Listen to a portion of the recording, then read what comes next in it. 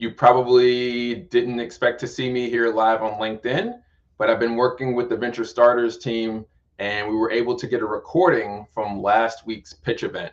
We had 20 amazing startups from around the world, each give about 2-minute pitches, share some gameplay trailers and other amazing content that they were working on, and answer some really cool Q&A with our amazing judges and panelists rather.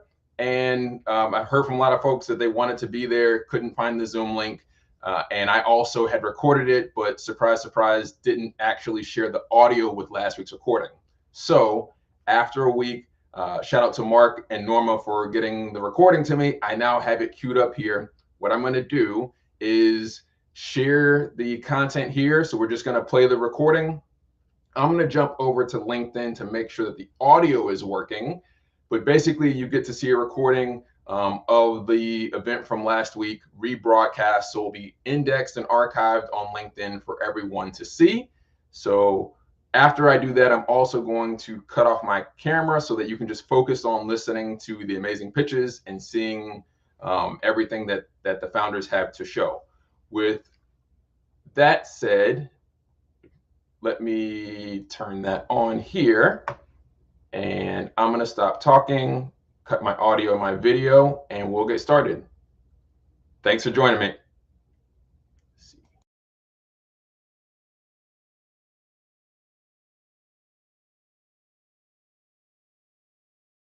I think we need to let everybody in. Okay, ready to do that. Okay. Yep. Cool. Hello, hello, hello, and welcome back to Venture Starters. Hello. Welcome back. We're going to have a fantastic night tonight, and so happy that all of you are here. Welcome back to Venture Starters. So we're doing something that is a little different, but I'm hoping it's going to become more of a trend, which is within our community, we have volunteers that are building events and bringing these events to us.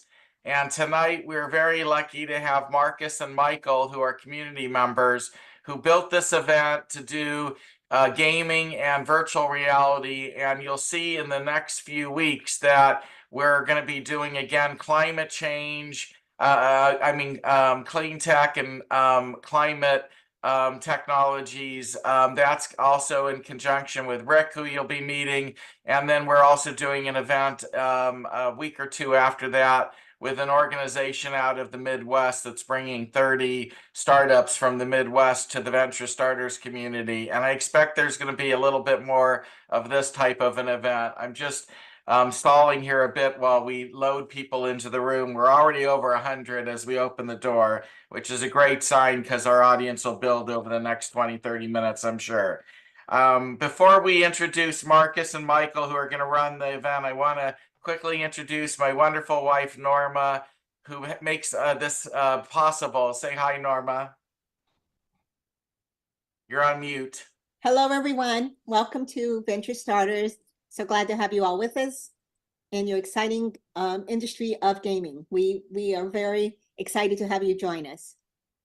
We certainly are. Now, there's already been 20 companies pre-selected to pitch, but if you're not one of those 20 companies and you would still like to be on the waiting list, you can do a digital hand raise, which means look in the reaction button for hand raise, and we might have a chance of getting you in tonight. I can't promise it. You've got to be in the gaming or virtual reality industry, so this can't be just a pitch for anything else. This night is dedicated to the gaming industry, so please make sure you abide by that rule. Also, I just want to point out that Venture Starters is a volunteer community. My wife and I are volunteers, although we're funding all of this.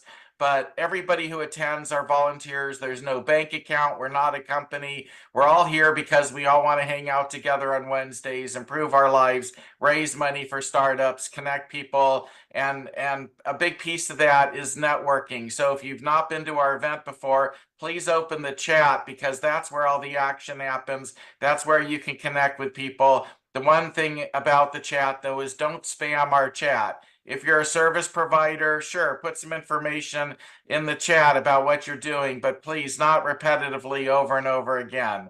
Also, for all the founders tonight, as soon as you're done giving your presentation, go into the chat and put all your information there so the investors in the room can find you and others can find you.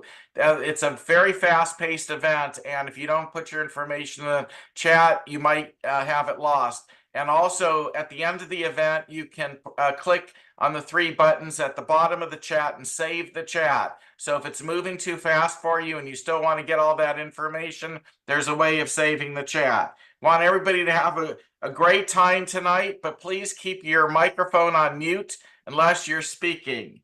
Also, the only rules that we kind of have for the community are we would prefer no comments at all about religion, politics, or taking sides in wars. We just want to be a business community. So there's plenty of other places you can take your opinions that we just don't want to have here on our particular platform. Norma, am I missing anything that I need to say before we introduce our hosts? No, I think you've covered it. Okay, well then one person I do want to introduce really quickly is Aaron Doyle. If Aaron is going to be heading up our lecture series. We're literally going to start a Monday night lecture series. These will be 1-hour programs.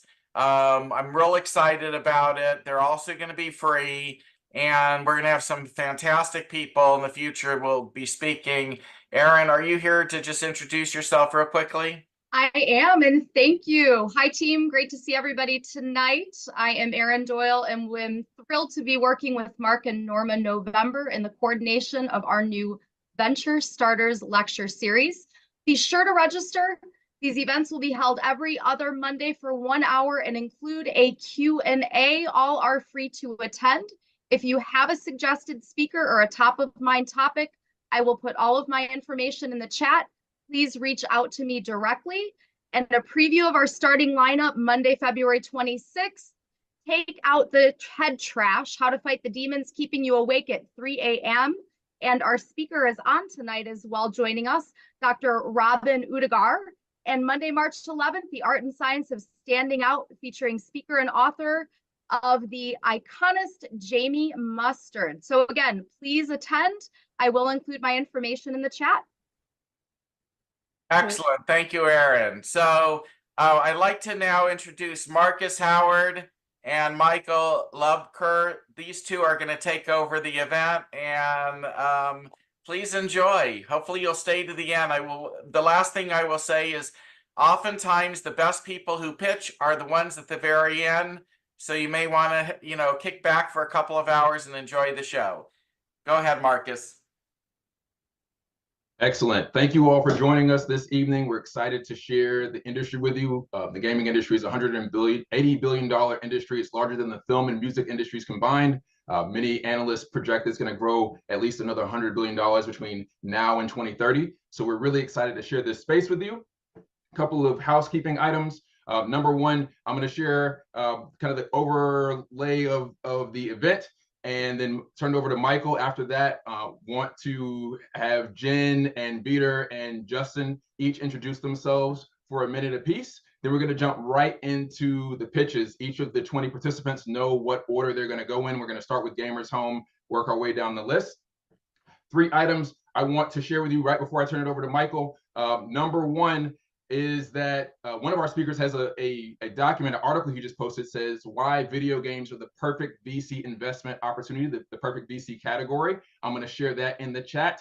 I definitely encourage you to read that. Number 2, I'm going to share a link for a free digital copy of my book, Innovate Gaming and Esports, 5-star rated. It will teach you about the gaming and esports industry if you don't know that. And number 3, if you're excited about the pitches you see tonight and you want to be a part of this longer term, we would love to start an angel syndicate to invest in the gaming industry, specifically to support the startups that come to this event. So I'll leave my email in the chat. Also, if you didn't get a chance to pitch tonight, want to pitch again in the future, also send me an email. We'll get you to the application so you can get added to the list.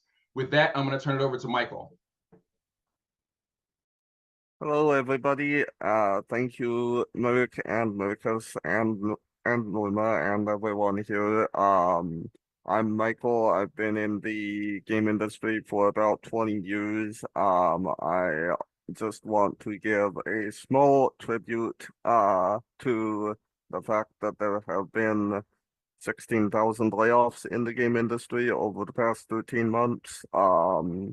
So I'm hoping that the startup community can kind of take the charge of hiring some of the folks that have been impacted in the industry, and it's interesting and challenging time, but it's still a huge industry and hugely growing and lots of opportunities. And my company is working towards supporting through digital job fairs and other resources. So I'll post my info in the chat. Right now our website is we are going to be introducing a new website shortly. So I'll drop it in the chat, but know to like check it out again within the next couple weeks. And if you follow me on LinkedIn, I'll post when it's updated. Excellent. Thank you for that, Michael. So again, we're going to do quick introductions of our three panelists and then jump directly into pitches. Jen, if you'll start, just a quick 60-second introduction. Next, Vitor. Justin, if you'll go after Vitor. Hey everyone, my name is Jen Donahoe. I have an interesting background. First, I was in the toy industry for half of my career. Hence, that is why there is a Power Ranger helmet right there and a sword. So I worked at Hasbro, Disney, and Mattel. And then I transferred over to the game industry. I've done marketing and growth roles at EA, Zynga, Scopely, Riot, where I worked on TFT and launched TFT on mobile. Now I do consulting for the game industry. I'm also a board member and advisor, and I also do a podcast. If you listen to Deconstructor of Fun, we are the leading game industry podcast where you can get all your news and interviews with top folks in the game industry. I'm one of the hosts of This Week in Games. Excellent. Thank you for that, Jen. Vitor, if you go next, a quick introduction. Hi, everyone. My name is Vitor. I'm Chief Business Development Officer at Companion Group. I actually started my career in fintech, not games, where I was selling software as a service for about 5 years. And then I moved over to the gaming side, where I spent the next 10 years selling multiplayer solutions and engineering services to game studios. I worked at a company called Improbable, which reached a $1 billion valuation with a $500 million investment from SoftBank. Improbable founded its own game studios. We then sold those to companies like Behavior and Tencent. And we also created a services arm called the Multiplayer Group, which grew from 20 people to 400 people providing multiplayer engineering services and was sold to Keywords at the beginning of this year for $100 million. I now run my own co-development studio, taking the lessons I learned from the prior experience and providing engineering help to multiplayer game makers. In the last week, last 2 weeks, I've had 3 games that I worked on launch, including Suicide Squad, Nightingale this week, and Veil VR across the MetaQuest and PC platforms. So I know a little bit about VR as well. Thank you. Appreciate that, Vitor. And then Justin, if you'll share an intro.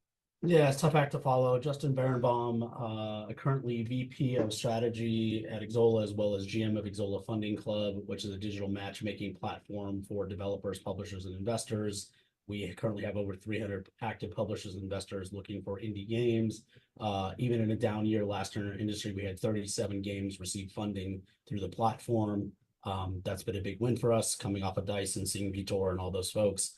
Most of my background is in publishing, technology, and or investing. I am also principal in a small venture fund called Joystick Ventures. We've signed 12 games so far, and always looking for more good stuff and happy to provide feedback and give more. I will share some links later on, including we still have an open enrollment contest for people who want to get a chance to pitch in front of about 50 or 60 publishers and investors at GDC if you're planning to attend. Only for games, not for tech though. But anybody interested, I'll share that information after the event.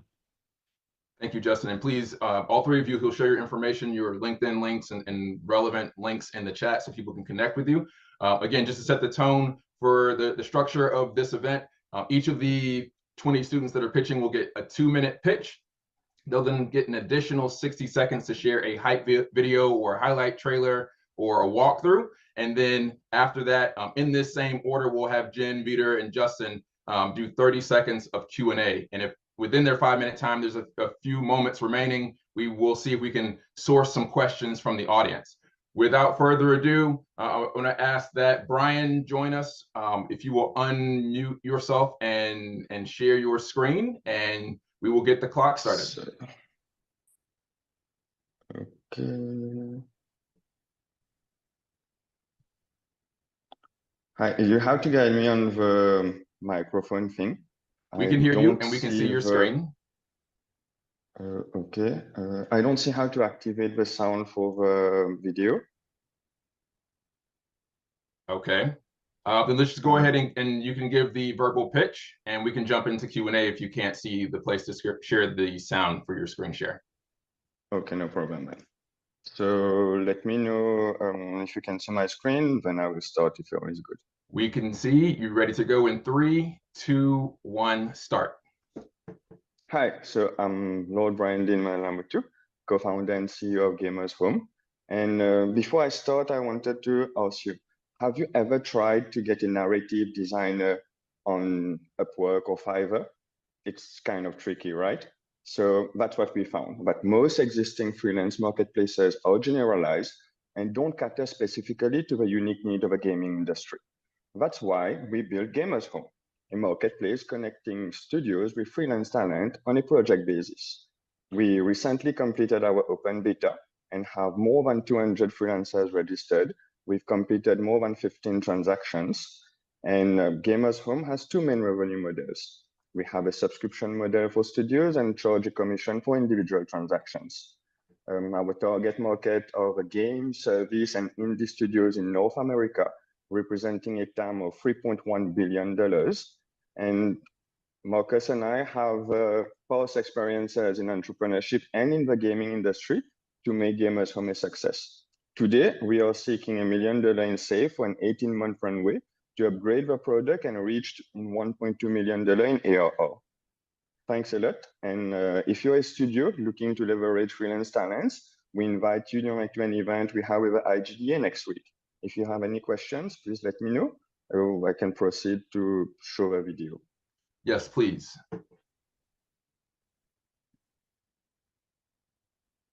Okay.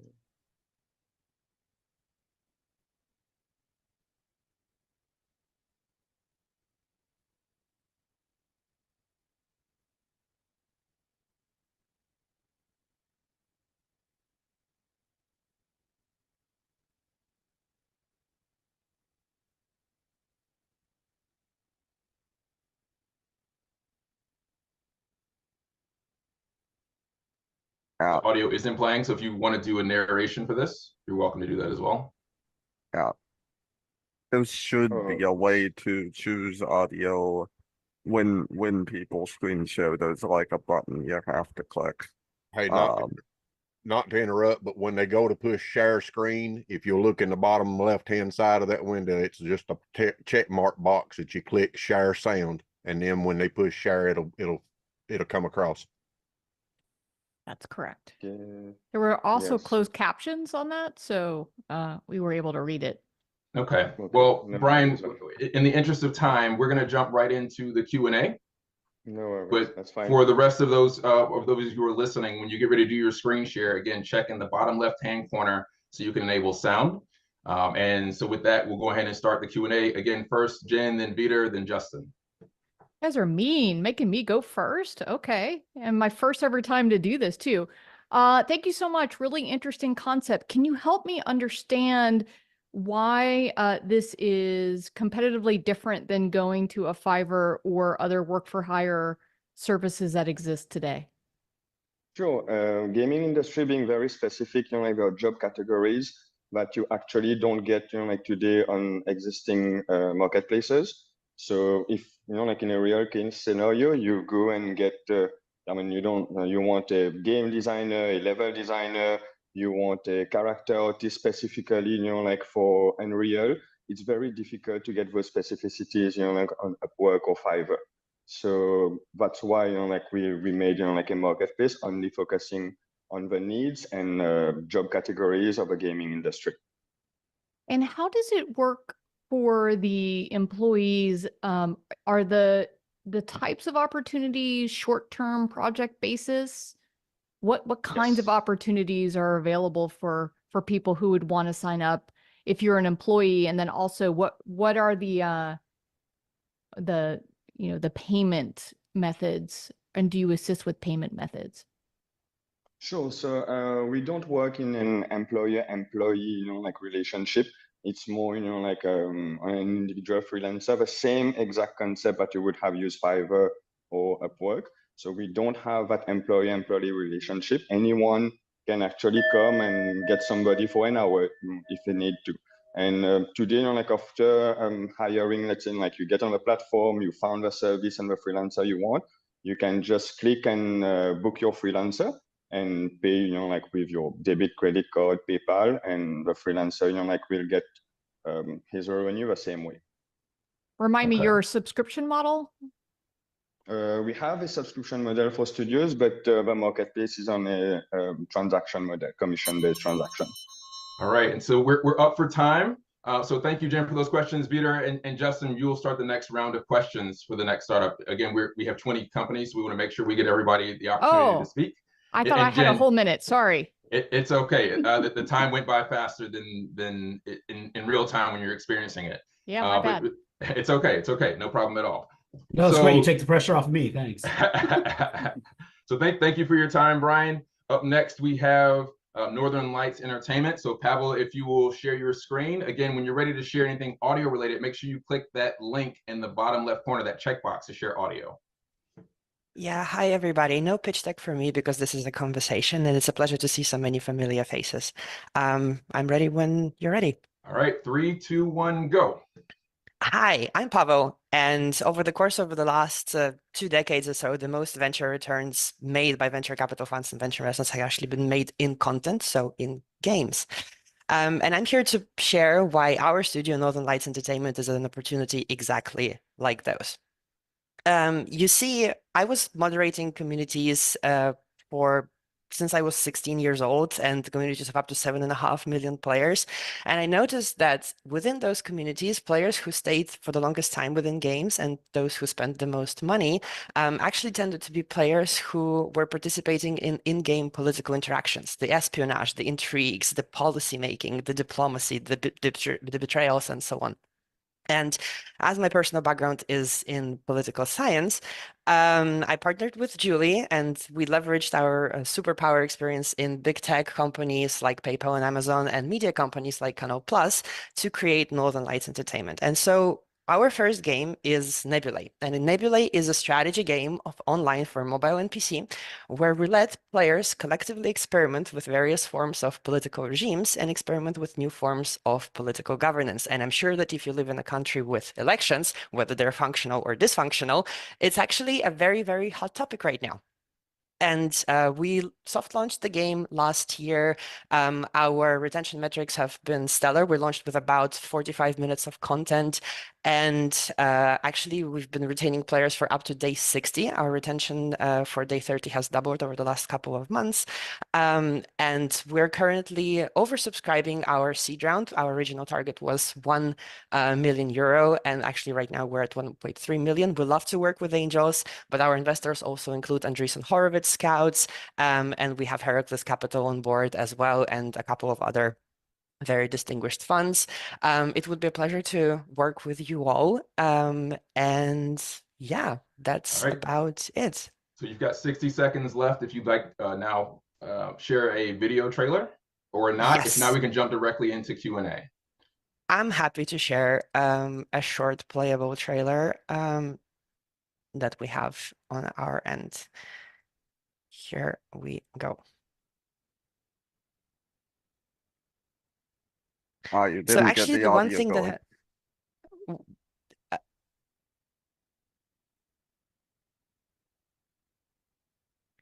So one of the really cool things that has been that we have been observing is that players are already having a lot of fun, basically doing the political arbitrage on their planets, where they have to make very tough choices between boosting their economy or observing the integrity of the environment, or trying to reach things like 0% unemployment on their planets. And we see players actually retaining up to day 60, trying to reach those very, very tough objectives, which are sometimes unattainable in real life, which are very exciting in real life. And I know, Mark, November, if you're listening, I know you love guerrilla marketing, and we have actually recorded an entire podcast episode with Jen about exactly how do we do guerrilla marketing applied to games. Thank you. Excellent. Thank you. So we're going to jump directly into the Q&A. Peter, if you go first with the questions. 90 seconds of Q&A. Yeah, so I know that political games are a fairly niche genre. You've got things like Democracy, Tropico, Suzerain, and those games are all fairly old. I think in terms of up-and-coming stuff, maybe something like Seed would be directly compatible, which I think is an A16Z investment as well. I'd love to understand, it sounds like you kind of come from this from a retention first perspective, or like a combination of retention and kind of community toxicity, and then kind of keeping things engaging that way. How does that turn a niche genre into a much bigger genre? Sorry for the long-winded question. Not a problem. We're not operating in a niche genre. We're operating in the 4X strategy genre, which is actually about $9 billion in yearly revenue in the mobile game space. And when we're in the subject of political games that have done incredibly well commercially, we have the founders of Nerial, which is the studio behind Reigns, a very successful political game that are actually angel investors in our round. All right, Justin, if you have any questions, or yeah, I guess platforms and what are you looking for the funding for? How's the monetization going? So I guess what is the use of funds that you're looking for now, and how's that going to be applied to growth? Yes. So the distribution of funds is 60% production, 40% distribution. We're currently recruiting players at approximately 50 euro cents, because we're based in France, per new player in Western markets. And I hope this answers the question. It does. Oh, in platforms, mobile and PC. Excellent, excellent. So we're out of time. Excellent answers, excellent questions. We're going to move on next to Melanin Gamers. I want to remind all of the studios or in the companies that are pitching to watch the time. You've got 2 minutes for your pitch. You've got an extra minute for your video and 90 seconds of Q&A. All right, so Annabelle, if you will go next. Sure. And make sure if you're going to share a video, to click the share audio so that people can hear if there's anything with your video. Can you hear me? We can. Excellent. Okay, perfect. Sure. All right, so we're ready to go on 3, 2, 1, pitch. Okay, cool. Hello, everyone. My name is Annabelle. I'm the founder of Melanin Gamers. It's a gaming community that promotes inclusion and diversity in the video games industry. Last year, we split Melanin Gamers into 2. That's Melanin Gamers Outreach, where we help people get into the gaming industry in terms of the 3 pillars: esports, content creation, and also working in the industry itself, working with schools and the youth out here in Ghana, in London, and online. And then there's Melanin Gamers Global, which primarily consists of our D&I consultancy, which is what I'm going to talk about today. With over 5 years of experience working in D&I within the gaming space, our consultancy is comprehensive solutions tailored to the specific needs of gaming studios of various sizes. And our mission is to create an inclusive culture where everyone feels represented and can thrive. We're here to help identify barriers for underrepresented groups and create strategies to close gaps. We offer a range of solutions to help you effectively tackle these issues. And these issues are employee morale and retention, lack of diversity in companies. We're living in a socially conscious world right now. And so people want to work with a company that they feel like is representing some of the moral standpoints that they have, and also some mixed market opportunities. So diverse communities make up a significant portion of gaming audiences. According to studies, the Black community offers $300 billion dollars in annual economic opportunities. So for companies need to look beyond the surface level. And how Melanin Gamers can help companies do that is we have different packages for we've worked with in the past indie studios to AAA studios. So option A is our introduction to D&I. That's like a 1-day panel talk where we come in and we talk about how you can be more diverse. Option B is in-depth assessment to D&I in the office. And then option C is an in-depth session of representation in gaming. And then bespoke is the customized help that you need. I'm conscious that I've run out of time. You're out of time. Yes. So if you will then share us a video, we'll jump right into the Q&A. Sure. This is my hype video. I hope the volume Excellent. works. Annabelle, and I'm the We founder can. of Melon Gamers. Can you hear it? Yes. Oh, perfect. Inclusion and diversity in the video games industry. These are some of the things that Melon Gamers has been up to. Growing our vast community, we have 4,000 registered members across the globe. Our Ghana focus, helping content creators, aspiring indie devs, and esports enthusiasts get into the gaming industry. Our workshops and panel talks in schools and colleges, and our workshops and talks around different conventions, online and in-person networking events, working with brands to provide content creators with opportunities, creating a campaign in partnership with Leo Burnett that tackles racism in the gaming industry with our initiative, The Watch, working with game devs to ensure their studios are diverse and the games that they are creating. Thank you for watching. Excellent. Thank you for that, Annabelle. Jen, if you will start with questions again, if the producing team will put 90 seconds on the clock, 30 seconds each. So probably one strong question, one strong answer from each of you. Got it. Really aspirational and inspirational work. Annabelle, I think your name is.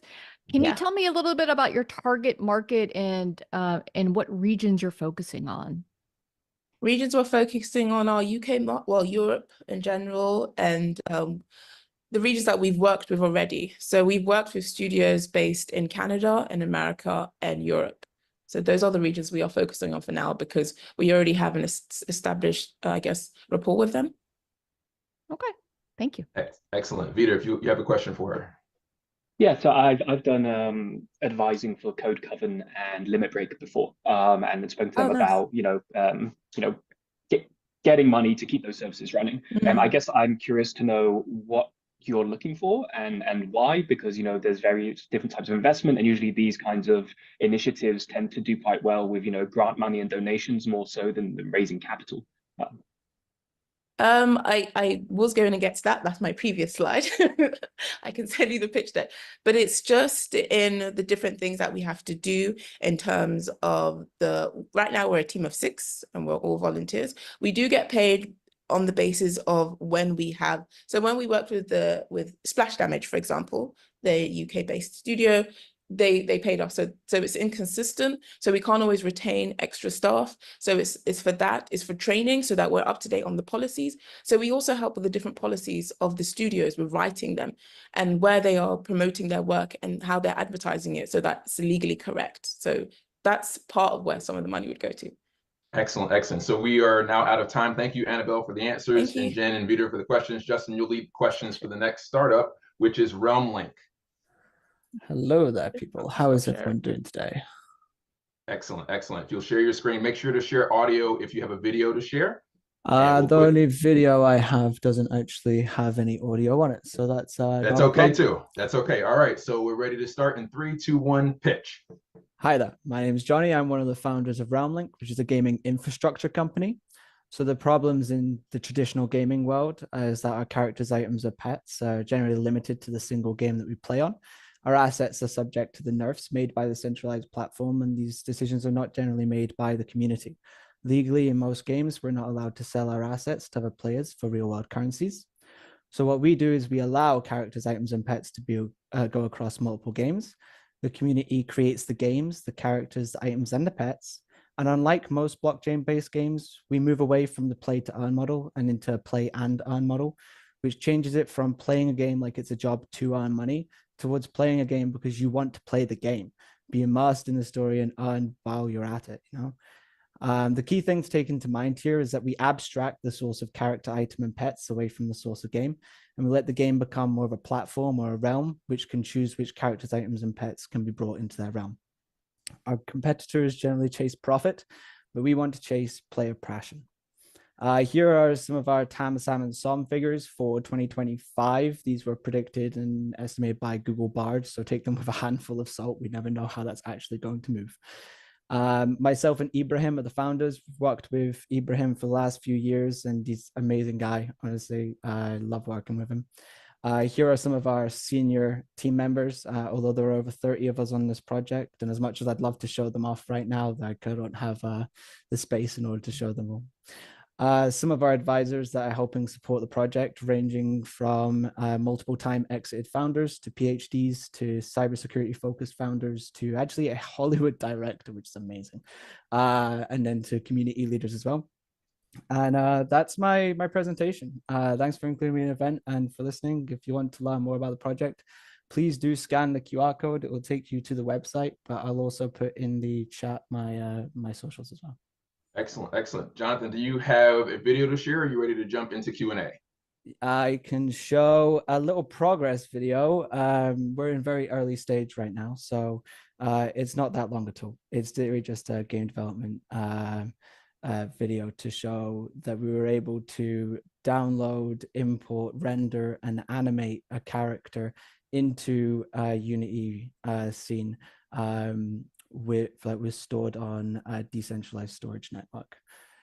So really that's all I have for the video, and yes, I'm happy to go into Q&A. Okay, excellent, excellent. Justin, if you'll lead that.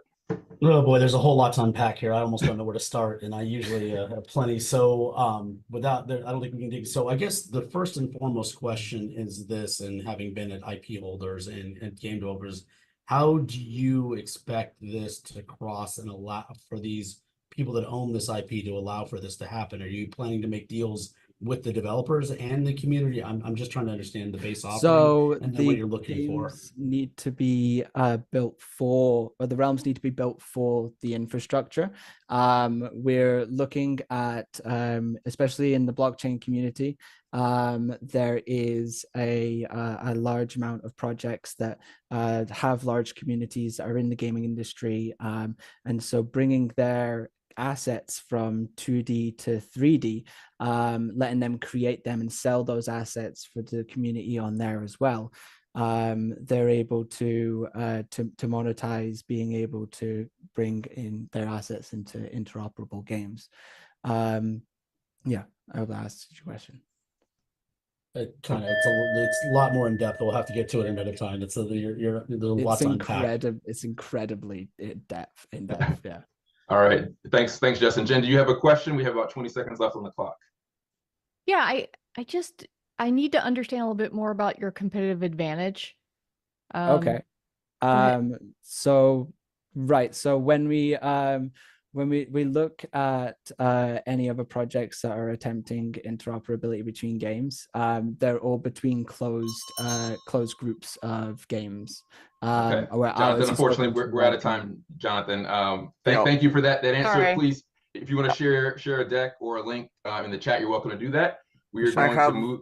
Go ahead. I have a quick comment. I was just noticing in the chat, some investors in the room were commenting that Jonathan didn't have his camera on. Because I do not have a camera on my PC. I do on my phone, but obviously I wouldn't be able to share my screen. Right. Yeah, it's just usually we do have cameras on at the Venture Starters events, and one investor was basically saying like I wouldn't invest in an invisible founder. So well, I'd happy to share my camera on a call when I'm on my phone. Okay. Well, thank you, Michael. I appreciate that as well. We're going to move on to the next company. It's Better Place Studios. So Michael and Vanessa will be joining us. Vanessa giving the pitch, and then Michael joining for Q&A. Yeah, can you hear me and see me? We can. All right. So let me know when you're ready to start. All right. You ready to go? 3, 2, 1, pitch. I need help, and this isn't working. That's what Jordan told me when his teen daughter said, his teen daughter said after months on a wait list and several failed connections with her therapist here in Detroit. Mental health services are slow, wait lists are long, and this disproportionately impacts marginalized communities. At Better Place Studios, we know that cozy gaming is hiding in plain sight as a powerful way to positively impact mental health outcomes. Cozy gaming, for those of you who might not be familiar with the term, is an emerging genre of games characterized by affects or feelings instead of mechanics. There's evidence that shows that cozy games such as Animal Crossing, listed here, in Stardew Valley, supported people's mental health during the pandemic and even after. The ESA's recent Power of Play report shows that most gamers are already turning to video games for their mental health. And you can see here that cozy games are indexing higher than first-person shooters. So there's something happening. There's a trend emerging and better plays at the beginning of it. So I'm going to talk a little bit about our cozy gaming platform. Cozy is a subscription gaming platform with games that are good for your mental health. It also helps gamers understand how games are going to actually impact their mental health. Could be for better, could be for worse. This product was born out of our customer discovery research with the NSF's ICOR program for product market fit. So we're B2C for cozy gamers because they care about their mental health quite a bit, and for mental health professionals to avoid what Jordan faced with his daughter before. We have an incredibly amazing team to help us execute on this. So I'm going to focus on Bob Welch and Kelly's Mac, whom some of you might know. Bob and Kelly both have decades in the gaming industry and hundreds of games published between the two of them. They've really been helpful in helping us strategize both product development and our go-to-market strategy. Our psychology team, they're both experts in gaming and mental health. Dr. Chris is actually the director of community mental health at Fordham, and Amy is doing revolutionary things in her practice. So we've been able to bootstrap better play and cozy development because of grants and prize money, because we've pitched in front of audiences who get our vision. So we'll have some revenue coming in about 2 weeks and recurring revenue in about 8 months. All right, so Vanessa, here's we're our out of time. We have to jump directly into the video. I'm sorry. You can definitely answer some of these questions in your Q&A. Yeah, no problem. I'm about done. So that's it. I'm not going to show a video today. If you'd like to have a tech demonstration, I'd be happy to schedule that. Okay, well, in that case, you still have an extra 40 seconds if you want to finish this up then. Sounds good. So we're raising $650,000. I'm calling it our milestone round. This is important to help us get out our minimally marketable product. We're doing this at a $5 million pre-money valuation through Safe Notes and at a 20% discount. And we're looking ahead to a Series A. Of course, obviously, this is all negotiable, but if you're passionate about supporting people's mental health in a space where they're already comfortable, please send me an email. Excellent, thank you. And then Vitor, you'll start the first round of Q&A if we can get the team to put 90 seconds on the clock. Yep. So a quick comment and then a question. I think you know, what you're doing is great in terms of you know, the goal here. I think on the slide there you just had Ninja Theory as an example of a successful kind of exit. I would say that just because Hellblade dealt with mental health issues in a very serious manner, I don't think it quite fits the purview of what you're doing. And I would love to understand a little bit more, you know, how the games work. What do they look like? What does play look like? Like what are the things that they're triggering in people in order to go on this journey with you, which is an incredibly important journey for someone. Yeah, and so actually I'm going to have my co-founder Michael jump in and answer that question. So he worked closely on our Outdwellers game, but we do closely vet the games that are coming in. So we are going to be bringing on games that that we make ourselves and that we commission others to make, and that games that we license as well. So Michael, if you're here, would you please jump in and talk a little bit about the mechanics of some of our games? Yeah, so I can do that. So one of the things that's important to know about Cozy is that yes, it has content on it. It has games that you can play. These games are either thematically about mental health or they have kind of a cozy, relaxing aesthetic. We have we can't get into it now, but we spent a good portion of last autumn vetting all sorts of mechanics with our psychology partners about what is positive and what is negative and their impact on people. But the Cozy platform itself also allows you to plug in any of the games you're currently playing, and it hooks up with biometrics and psychometrics, so like smartwatches and different questions to judge how they impact your mental health. So it doesn't have to be a game on the platform. You can understand how are the games you're playing now impacting you, and then you get curated selections of games that could be really good for you with an algorithm we've developed. Excellent, excellent. Great answer. Thank you for the question, Vitor. Justin, you'll lead questions for the next startup founder. So we're going to move on. Thank you for that. If you will stop your screen share. Next is Delroy with Invo Technologies. Delroy, are you there? We can't hear you. We can see your screen. Can you hear me? We can hear you now. Yes. Okay, awesome. I'm ready to go whenever.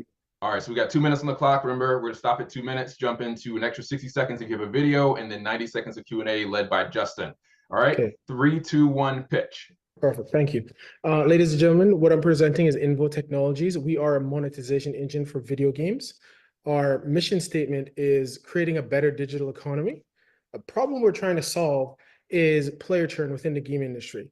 Normally when a game launch, it loses 89% of its player base within the first 7 days. We turn that into a monetizable event for the game studios. That includes us tokenizing their game economy. And of course, that's a lot to say in just a 2-minute pitch. So if you want to know more about that, we can go over that in a subsequent call. We boost revenue for games by up to 70% over the lifetime of the game. In doing so, we increase player engagement, and most studios have billions of dollars of titles on their shelf. Those games can actually come back in the marketplace because of our tech as well. How we do all of this is by simply allowing players to move their cash or in-game credit from one game to another game, right? And in doing so, we actually charge them a small fee, but this process is actually patented. So we have patented this process. So we're patent pending right now. As I mentioned before, we charge a 10% fee. We split that between the developer that's losing the player, the developer that's gaining the player. I know some studios don't want to actually open up their players to move around to different competitors, and that's fine because if you have more than one title, you can actually have that within your own studio titles.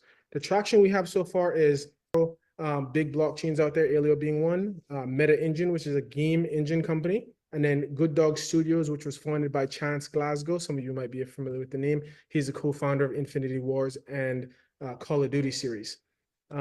We are raising $6 million. Our pre-money is $60 million. This is our pro forma, or rather a summary of our pro forma. We have that for you. If you're interested, you can go through that in detail. I thank you for your time, and this is our 1-minute presentation.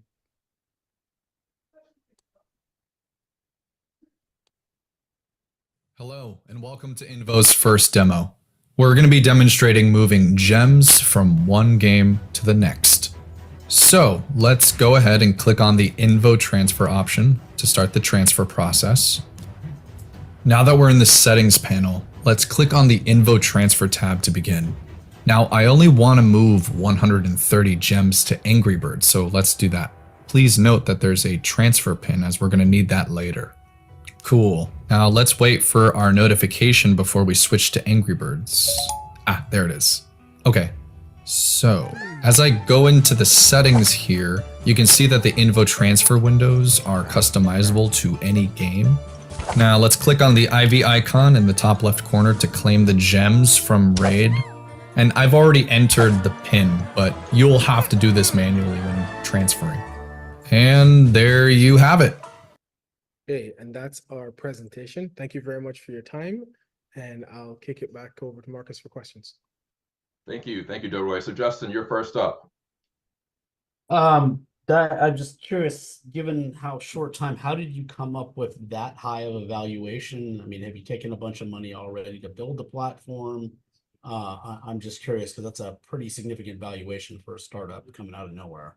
Yes, that is a significant evaluation. We're amenable to changing and moving the numbers where it makes sense.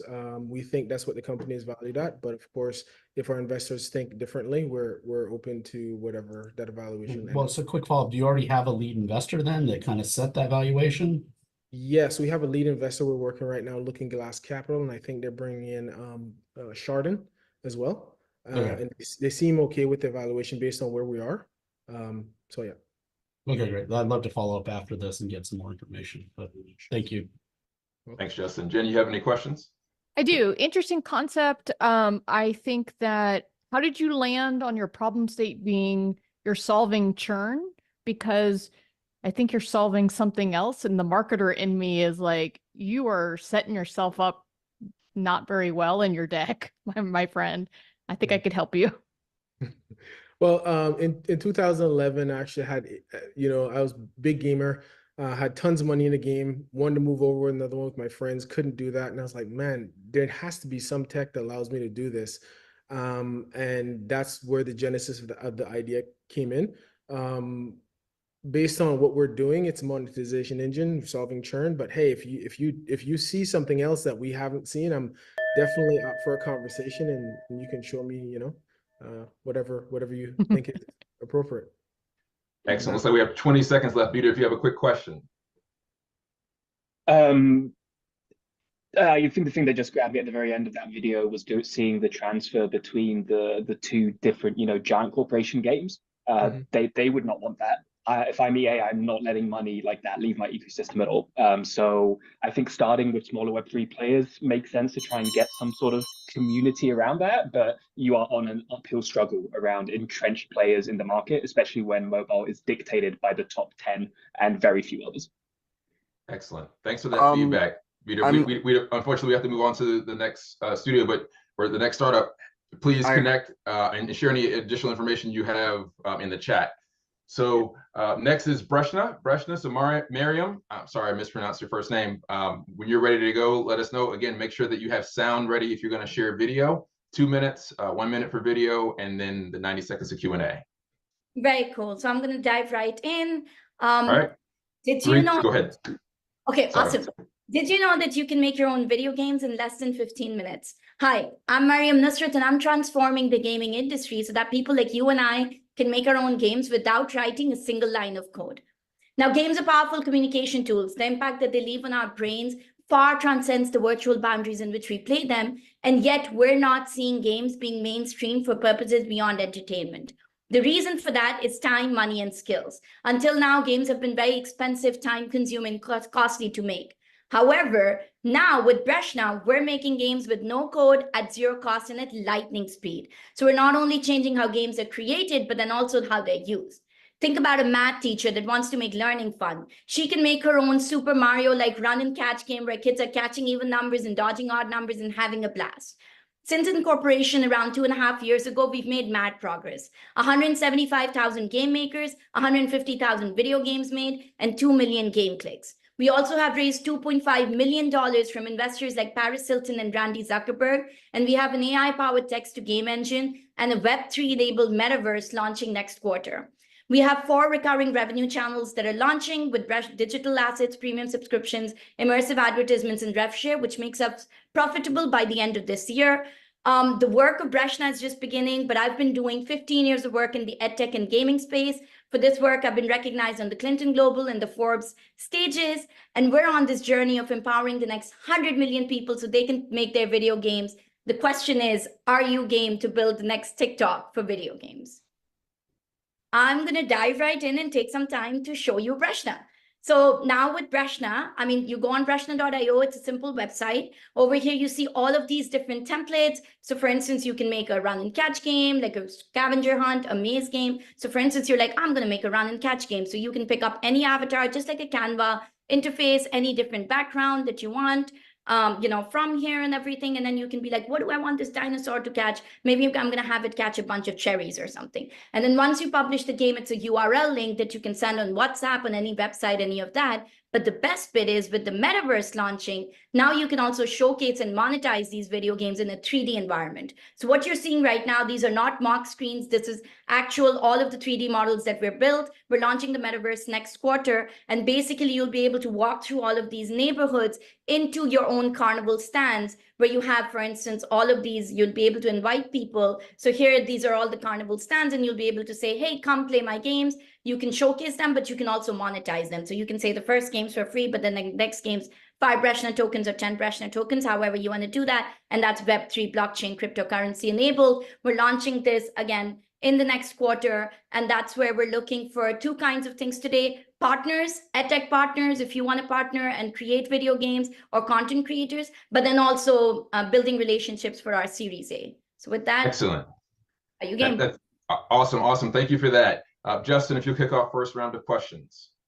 Boy, that's again a lot to answer. So you said, is this only in the blockchain, or are you also doing fiat currency? Because obviously, the latest numbers, 98% of gamers do not have a wallet. So I'm curious how you're taking advantage of that landscape, and especially something like this looks like it's going to be really geared potentially for people under 18 who also have trouble monetizing on anything that's going to be blockchain or crypto related.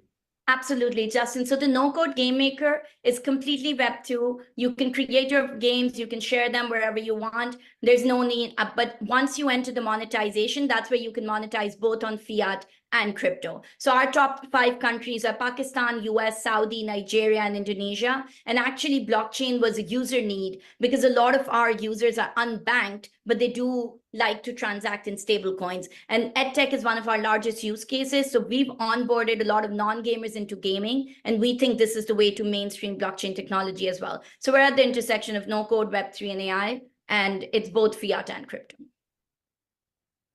Excellent, excellent. Jen, do you have any other questions? Yeah. How? Oh, okay. Go ahead. How do you see yourself going up against Roblox with a lot of the UGC elements that you have? 100%. So Roblox has a steeper learning curve. It's more open environments. What we're looking at is non-tech, non-gamers that can create hyper-casual video games. And this is around the world. This is a global audience. You don't need a big, heavy-powered machine. You can make these games and play these games on low-end phones. So we're really looking at that pipeline. And actually, Roblox and Sandbox have seen us as a pipeline of bringing in new users. So it's complement competition. All right, Miriam, thank you for that answer, and Jen and Justin for those questions. Next, we have Frame Studios with Crandon. Crandon, do you have your screen ready, your sound checkbox checked, ready to go?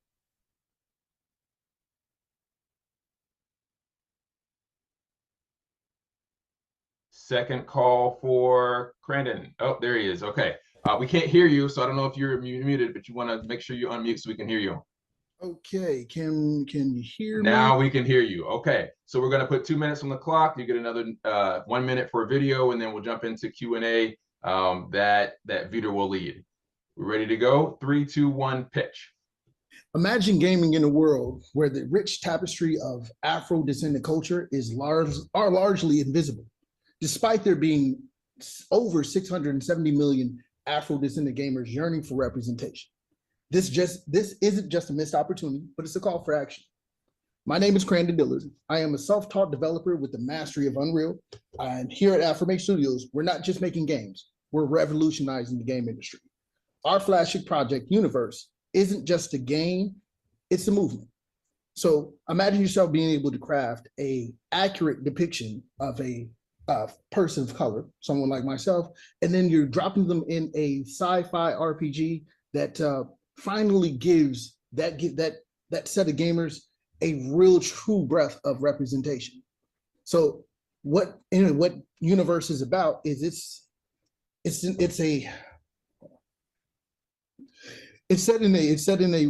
in a world, a universe of far, far away, basically. Struggle. Okay, my bad, guys. It's okay. Just move on to the next slide. Go ahead. Deep breath. Deep breath. Take your Keep time. going. There's no errors here. Yeah, basically, I'm the creator, founder of it, and you can see my team here: Eric Reynolds and Will Simmons. Eric being a 24-year game veteran, met him, pitched the game, didn't know he was actually in games, and he helped me build a company.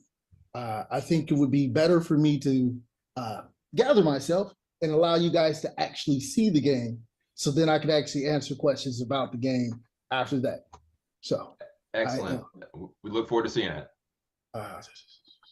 We'll get another 60 seconds on the clock for you. Okay.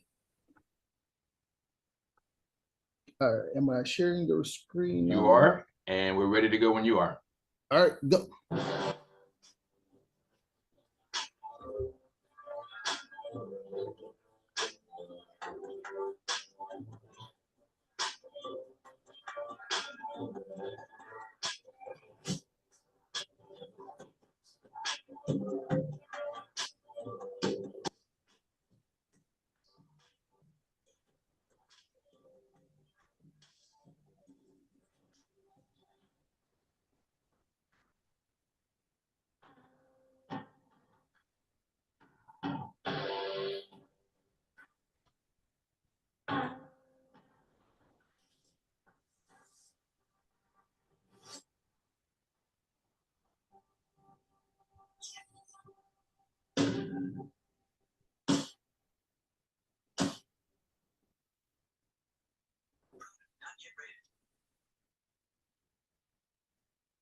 Excellent, excellent. Thank you for that. Justin, I believe you will open up with questions. No, I think I was first last time. So Sorry, Jen, sorry. Thank you. Jen, if you'll lead. Yeah, really nice visuals. Love the character design and how authentic it is. Tell me a little bit about the genre you're going after and how big the opportunity you think you have with this concept. Sure. So we are a single player story narrative game. We're doing about 25 hours of gameplay. Keep it very conservative because we're a pretty conservative sized studio, about 7 of us, with creators from here in the Americas. And also we have a satellite studio. Our art team is out of Ghana.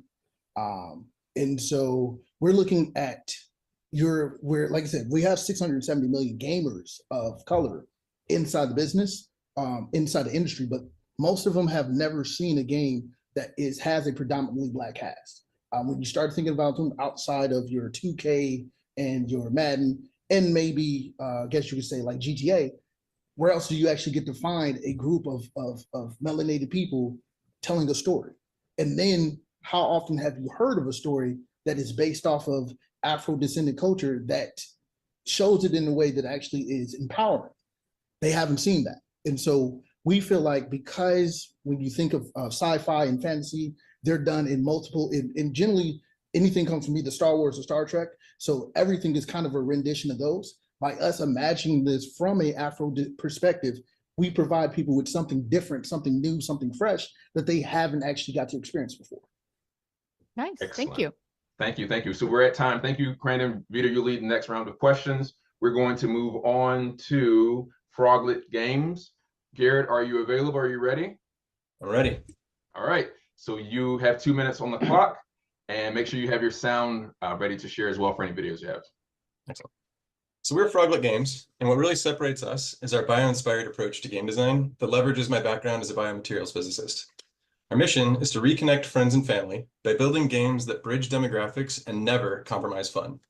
We're tackling what the Surgeon General refers to as the epidemic of loneliness and isolation. We're getting measurably disconnected from the friends and family we care about, and the health risks are truly shocking. It was easier to connect over shared experiences when we simply had less options. In gaming, the branching of subgenres exacerbates this disconnect rather than mitigating it. Our solution is to extend the breadth of expressive choices found in the most popular genres, including MOBAs, hero shooters, and other class-based games. While they are each one genre constrained to targeting one market segment, Cosmic Shore will connect players across genres and enable disparate gamers to play together. By turning destructible, bio-inspired environments into a geometric territory control mechanic, we've rediscovered a staggering diversity of familiar gameplay, all united around a shared objective. While many small studios would hesitate to incur the difficulty of balancing diverse classes and activating distinct personas, our greatest innovations are scalable solutions to both of these challenges. Our team at Froglet is a blend of industry veterans, accomplished scientists, and eager newcomers. My co-founder and CTO, Isaiah Merrill, brings a wealth of experience from his 9-year tenure at engineering director at Roblox, helping lead a 20-person startup to a $42 billion IPO. Our first game, Tail Glider, was launched in 2022, achieving our goal of demonstrating that we could bring well-received game to market in record time. It also validated the need for retention to be the focus of future development, setting the stage for Cosmic Shore, our spiritual successor to Tail Glider, slated for a Q3 launch and designed to optimize accessibility, marketability, and outright fun. Our live service will retain users by perpetually providing fresh content to reach new markets and drive ongoing revenue. We are currently seeking $2 million in seed funding through a safe note to propel Cosmic Shore from a mobile experience to a cross-platform global esport phenomenon. Now let's take a closer look at what makes Cosmic Shore unique in the gaming world, a destructible tug-of-war that promises to unite and delight. All right, we'll put another 60 seconds on the clock. All right. Make sure you have the checkbox if you have any audio. I'm looking for that checkbox. Should be in the bottom left-hand corner of the screen. Bottom left. I see it. Share sound. There we are. Yep. And here we go. Hi, I'm Will from Froglet Games, and this is Cosmic Shore. You are a galactic guide, protecting travelers as they journey across the hypersea, controlling territory and constructing grand structures. Maneuver to outwit opponents, seize maps, and dodge dangers across an array of ship classes. Experience the agility and destruction of the Dolphin, the serenity of the Manta, or the strategic choices of the Termite. Cosmic Shore isn't just about combat, it's a playground of gameplay styles. From live co-op missions to turn-based correspondence play, you can fly by the seat of your pants, or take your time. The choice is yours. Do you want to play the hero, collect bigger bounties by protecting travelers who pressed their luck? Or play the villain and invade greedy players' games as a pirate to steal their spoils? Cosmic Shore is a game about connection, where friends collaborate, competitors strive for top scores, and families solve puzzles during their adventures among the stars. Join us on Cosmic Shore. The Hypersea awaits.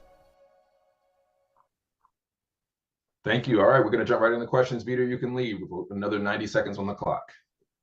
Yeah, I found the first half of your pitch a little confusing, if I'm honest. You talked about lots of different genres and why you're going to be kind of the best at all of them, or combine them and get players across them. I don't really understand how you do that without being a jack of all trades, master of none. So I'm curious to understand how you execute on such a broad focus in a way that makes each individual experience type compelling. Yep.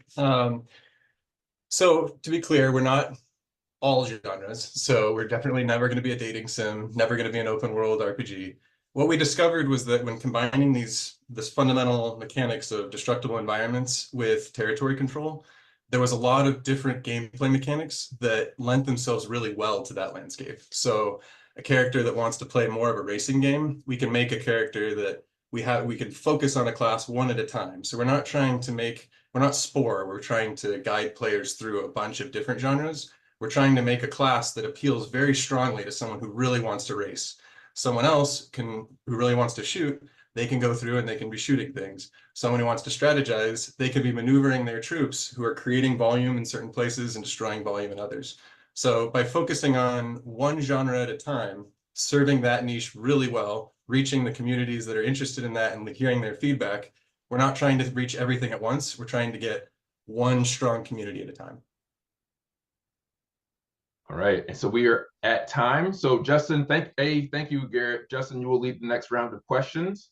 And up next is Lavoski with Detonate. Lavoski, are you there? We can see your screen. We can't quite hear you yet. Make sure if you're sharing audio, you check that share sound. Now we can hear you. Okay, yeah, I just wanted to make sure you can indeed hear me now. We can. So you got 2 minutes on the clock. You'll get a minute for a video in 90 seconds. That will be led by Justin. 3, 2, 1, pitch. Okay. Hello, everybody. My name is Lavoski. I run the esports organization Detonate. Detonate is an esports organization created to be the pinnacle of gaming culture and interactive media in Atlanta, Georgia. It's our mission to build the first homegrown Atlanta esports team consistently competing in professional leagues and international tournaments. Out of over 100 esports organizations worldwide competing in international competitions, we have 0 that are competing on an international stage from Atlanta, which leaves the market wide open. So our goal is to build the first homegrown esports organization by innovating new technology, curating physical and digital consumer merchandise, and uniting the gamers of Atlanta as our fan base to rally together for our professional league competitions. We collaborate with the Metro Atlanta Chamber City Council to build more brand partners, or to bring more brand partners to have live events, to host tournaments, host training camps, and have new fan experiences to build sustainable gaming experiences for all of our fans to enjoy. In our first year, we tripled our sales revenue, generating more than about $45,000 in brand value and earning $20,000 in direct prize earnings, and even had the honor to represent Team USA for the World Cup held in Romania last year. Now this year, I'm going to be working on the brand full-time to reach more of our fans through local and global activations alike. That'll be online and in-person tournaments. Those can be tailored content media, in-game digital asset sales for the video games that we compete in, and then revenue sharing deals with the game publishers that we are actively participating in. Detonate's going to be seeking $750,000 in prize funding in exchange for 20% equity on our 24-month runway. I am very sorry, but this was supposed to run automatically, so I was. Unfortunately, this didn't run the way that I expected, but I am done with the pitch, I suppose you could say. Excellent, excellent. Well done. We see the last slide here. If you have a video you'd like to share, you're welcome to do that. If not, Then we'll jump directly into questions led by Justin. Okay, I'll go ahead and launch that video right now.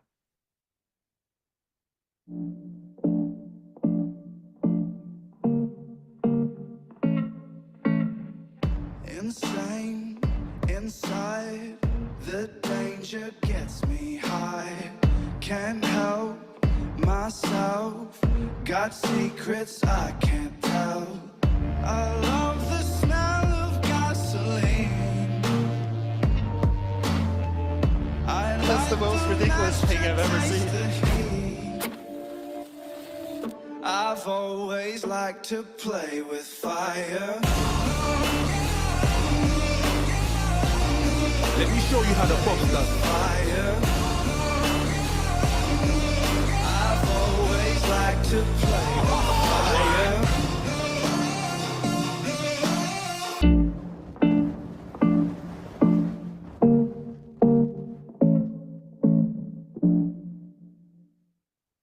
All right, and that was the video about Detonate. Thank you so much for your time. Excellent, excellent. Thank you for that. Justin, you're ready to start for the Q&A. I am, and I'm going to just be clear. So from my gut initially is that I don't know anybody really making money in esports right now, except for companies who get lucky enough to have their game actually be considered an esport. So given that the amount of money you're asking for and the valuation, how I want to understand, the revenue model. You mentioned revenue share with the publishers or developers. I don't know anybody that's currently doing that, and I could be wrong. I'm happy to be wrong, but I'd just love to get a quick understanding of where you think the money's going to come from for this. Absolutely, and I can actually explain where those deals happen. So with Rocket League as an example, which is the game that we're currently competing in, Psyonix is their game publisher. They produce decals of the cars for the esports teams that are competing at the active levels for their competitions, and those are sold to the players of the game. Usually, on average, those teams are making about $1 million to $3 million from the active sales that are happening digitally inside of the game. So a lot of people will purchase those decals in the video game. Got it. Thank you. No problem. Excellent. Jim, we got 30 seconds left if you have a question. Yeah, what games are you targeting? As Justin mentioned, the esports world is a little bit rough when it comes to teams making money. What games are you going after? Right now, our targets are in Counter-Strike and Rocket League. That's what we're actively competing in today. We actually have goals to expand into Apex Legends, and Mobile Legends, and into fighting games as well. Okay, thank you. All right. Thank you, Lebowski. Appreciate that. Next, we have Rising Tide Studios. Yeah, hey, everybody. So, Rob, you ready to go? Yeah, hold on a sec. Can everybody see my screen? Okay, wrong calendar. Sorry. we can now. And again, for everyone else who's been pitching and will pitch later today, if you have any assets you want to share or links and stuff in the chat, please do that. Rob, if you're ready to go, we've got 2 minutes on the clock, and start. Hi, I'm Rob, co-founder and chief operating officer of Rising Tide Studios. Together with my partner and CEO, Ash Chouet, a game designer with 25 years of experience, we've assembled a veteran team of role-playing game developers coming from an unannounced AAA RPG title to form our own studio, making our own role-playing game codenamed Project Great Wall. And what is Great Wall? Ash and I have for years discussed a large gap in the East Asian and Western role-playing game markets. Simply put, Chinese independent RPGs lack the design, production value, localization, and marketing to appeal to Western players, and Western independent RPGs generally disregard the Chinese market. And so, both cohorts are leaving hundreds of millions of dollars in value on the table every year.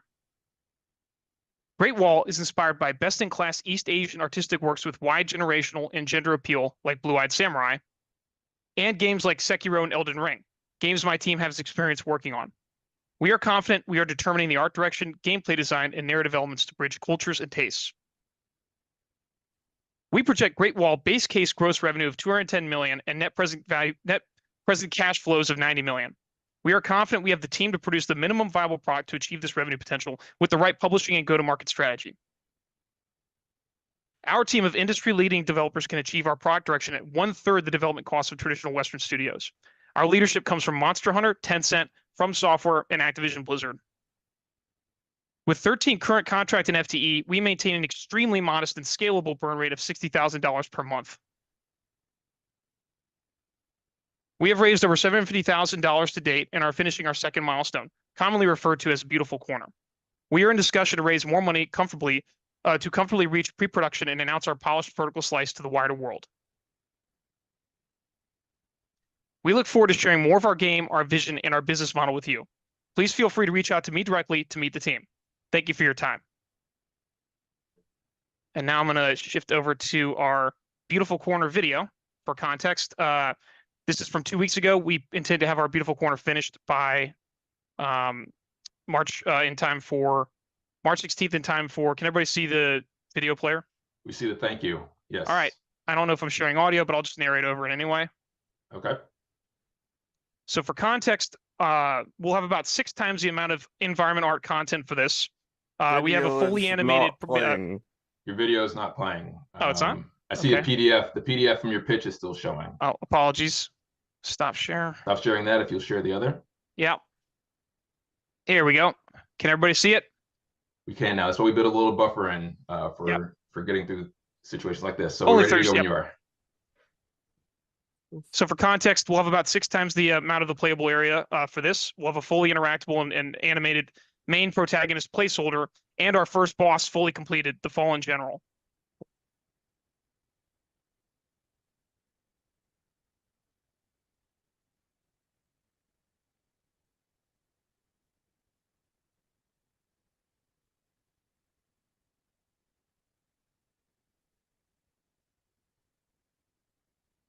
And thanks everybody for your time. Excellent. Thank you. Peter, if you don't mind, if you'll start with the Q&A.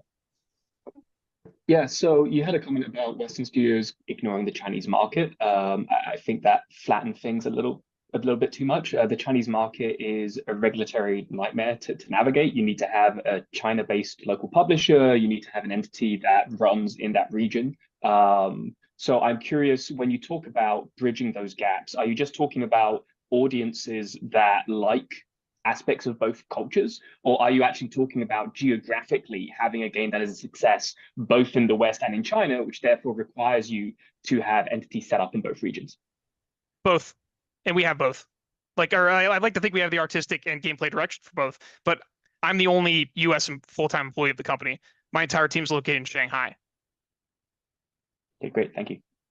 Thank you. Thanks. Justin, do you have a follow-up question there? No, I mean, I would like to see, and when we have more time, I'd actually like to see the full pitch and details as an investor and some other things going on. So if you want to follow up with me after the event, I want to get into the numbers. I mean, whenever I see somebody forecasting an indie studio forecasting, in the 50, 100 million range for the project, it always raises some big alarm bells. So I'm just going to be, we can dig into that separately, but that's just one big red flag for me initially. Sure. Okay. Happy to connect afterward. Thank you. All right.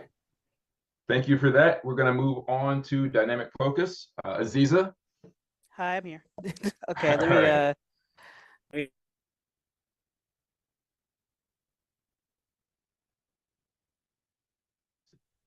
I think we lost your audio. Yeah. Hi. Now we can hear you. Yes. Yeah, yes. So let me get to my deck.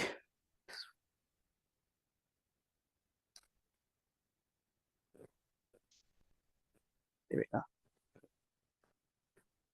Okay, so hi, I'm in esports. So just got into what happened to the other person. I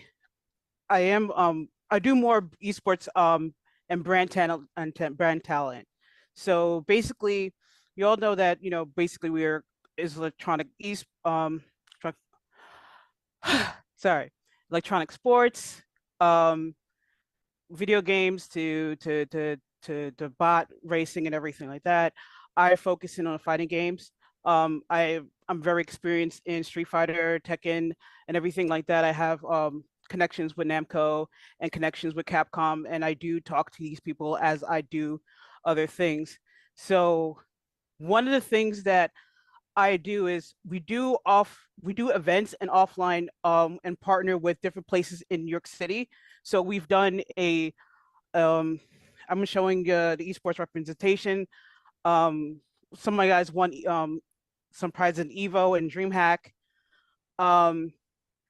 And I said we created launch parties for Mortal Kombat, Street Fighter, and Tekken 8, all big parties that we've created before, creating a lot of hype for it. We also created 5-week micro leagues called the Nest, and they're online events where competitors actually go into a point system league. Sorry, and showing off the MK release party. There was at least 300 people there. For Street Fighter, we had at least 600 people. I do have a full brand of apparel.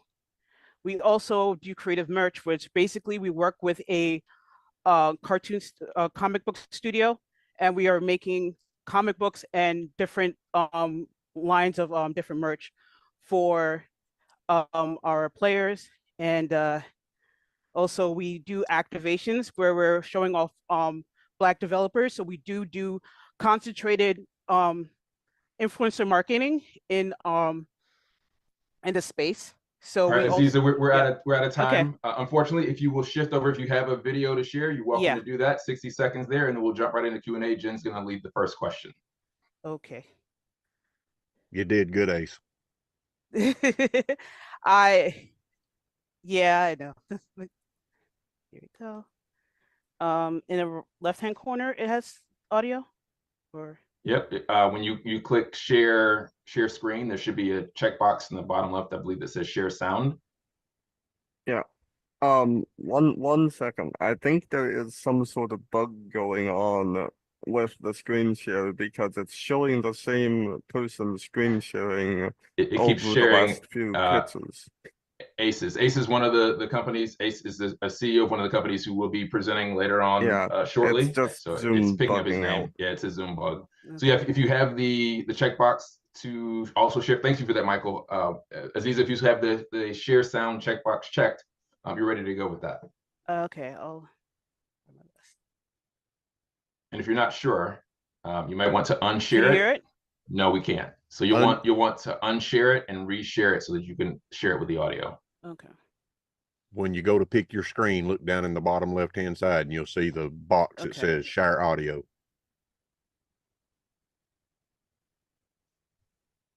Thank you for that, Jason. We appreciate it. Also click the optimize video. Yep.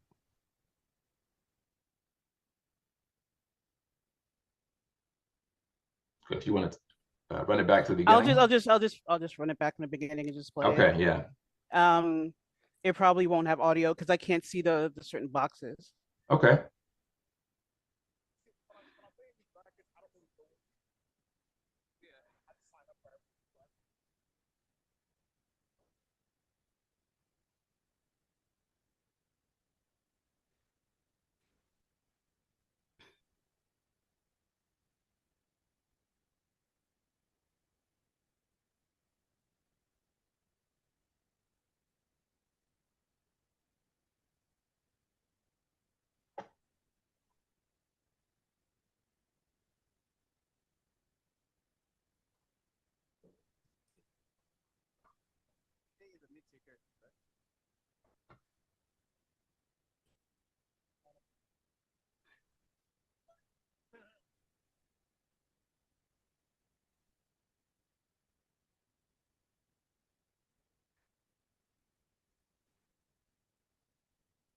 All right, so we got the video. Thank you for sharing that, Aziza. Okay. Jen, if you have questions, you can lead the Q&A. We can put Yeah. 90 seconds on the clock. Yeah, thank you for sharing that. Really nice branding. I like the blues and how you're approaching the branding for your crew. What are you looking to raise today, and where would you use the money? So currently, I'm just going to be raising money for travel. So travel is just like 10K, but mostly I'm here actually to pitch the activations of like showing off games and stuff like that through influencer marketing. I've started growing into moving into branding and stuff like that for my my gamers. We also have been doing the Black History Month thing to show off different Black games and stuff like that during this month. It's been giving us a lot of momentum. So basically what we're going to be doing is pitching to different brands like Vitrix and everything like that. We're starting to actually move in that direction because we're moving in a direction to actually advertise the gamers, because a lot of esports brands do not do that. They kind of just play the game and then expect money to happen, you know? Okay, so we got 30 seconds left. Vito, do you have any follow-up questions? Just beyond the merch, I wanted to understand kind of what you foresee as your primary revenue streams, and how you're looking to expand those. So my primary revenue streams right now is basically the merch, the branding, building up the social media network so we can actually pitch more to games, pitch more to audiences about games. And then what we're also trying to do is make sure that when we do like the events that we've done for Capcom and for Namco, we can do that for smaller developers or different developers to actually kind of like grow an audience. And we are based in New York too, so I do have venues.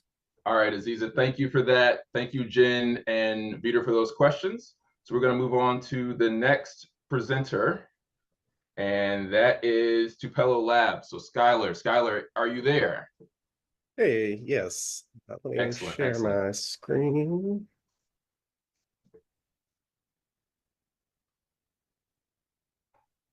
Okay. Okay, we can see and hear you. You have 2 minutes on the clock. And 3, 2, 1, pitch.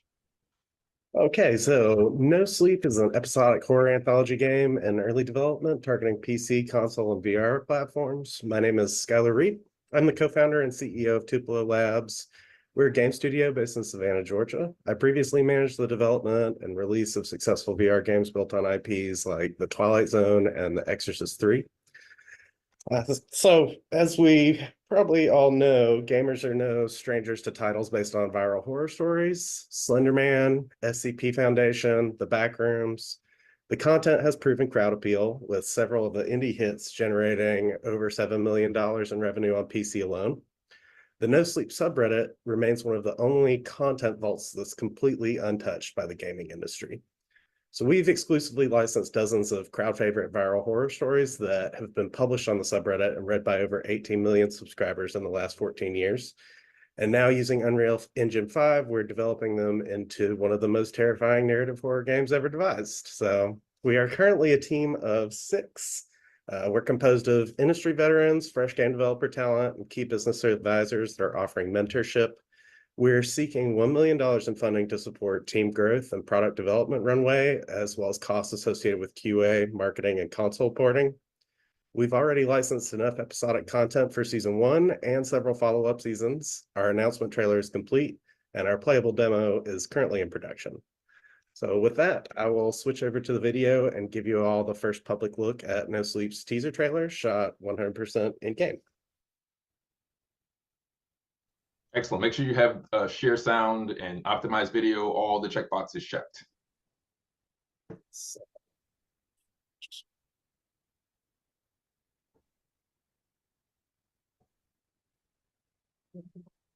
Sorry, I'm just looking for that share sound, but I'm not seeing it. So I'm going to just go ahead and switch and I will narrate If you over it. try to unshare your screen and share it back. Since you're already sharing, you might not get that opportunity. So unshare your screen, try sharing it again. You should see it pop up.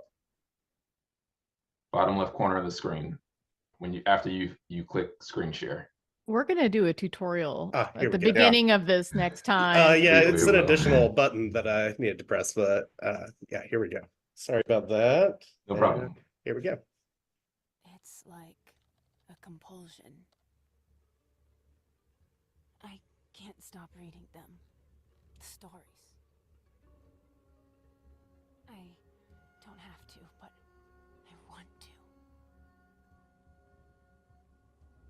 It's a little bit quiet if you put to the volume. They're not real. They're not.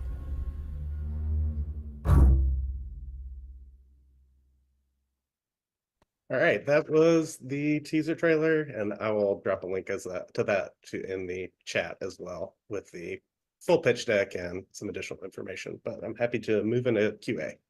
Excellent, excellent. So 90 seconds on the clock. Thank you for that, Skylar. Justin, if you will lead with the first question. Where are you at in terms of the development timeline and the pitch process? It looks like you've obviously got a playable and stuff. I'm just curious of what the overall package of what you're looking for, or have you started talking to publishers, investors yet, and where you're at in that process?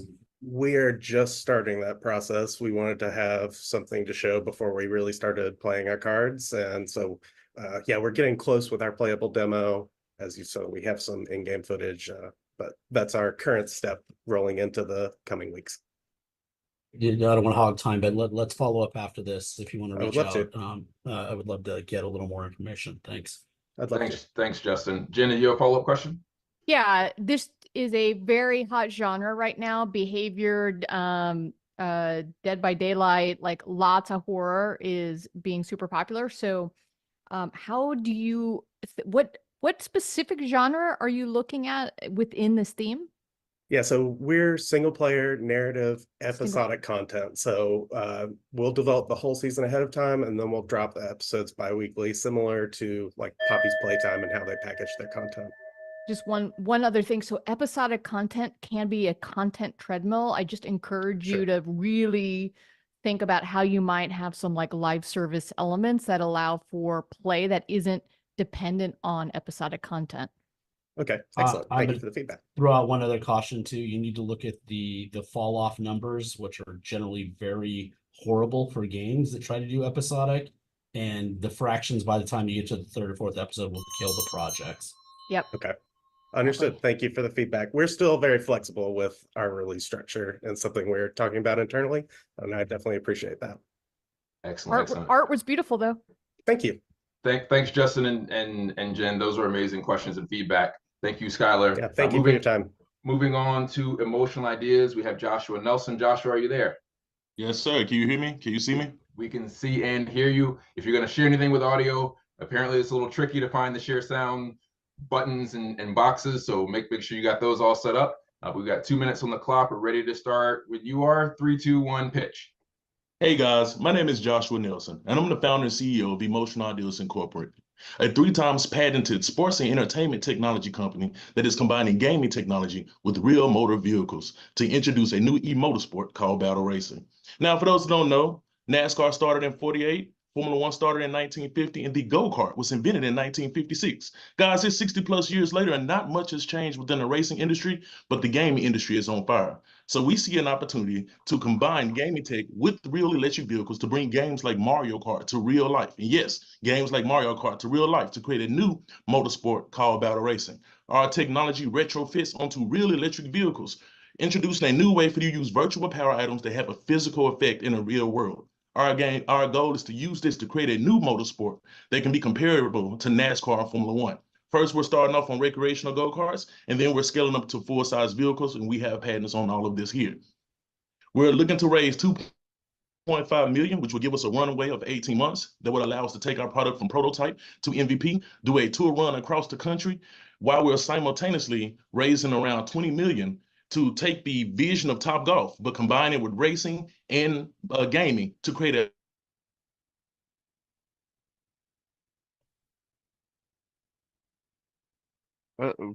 Joshua, I think we lost your audio there. Whole new motorsport to race. My team is exceptional with over partner Bill, who was the GM for Kimberly Clark. We've raised $300K in our first round. We have been granted, not pending, but granted 3 U.S. patents and 2 completed prototypes. Well, again, we're raising $2.5 million in our first round to complete the MVP to go to market, and we're raising up to $20 million to create 2 pilot facilities to bring battle racing to life as a new motorsport. And that's it. I'm ready to show the video. All right. We lost you there for a little bit, but we got most of the pitch. So thank you for that. Let's jump into the video, and then we will jump into Q&A. I think Vito's going to lead Q&A. Obvious next evolution to be able to take motorsports and gaming and put it together. I mean, to me, that's a dream. So remember, you hold the A button to activate your power item. You gotta hold it all the way around. All right. Okay? Press B to swap through your items.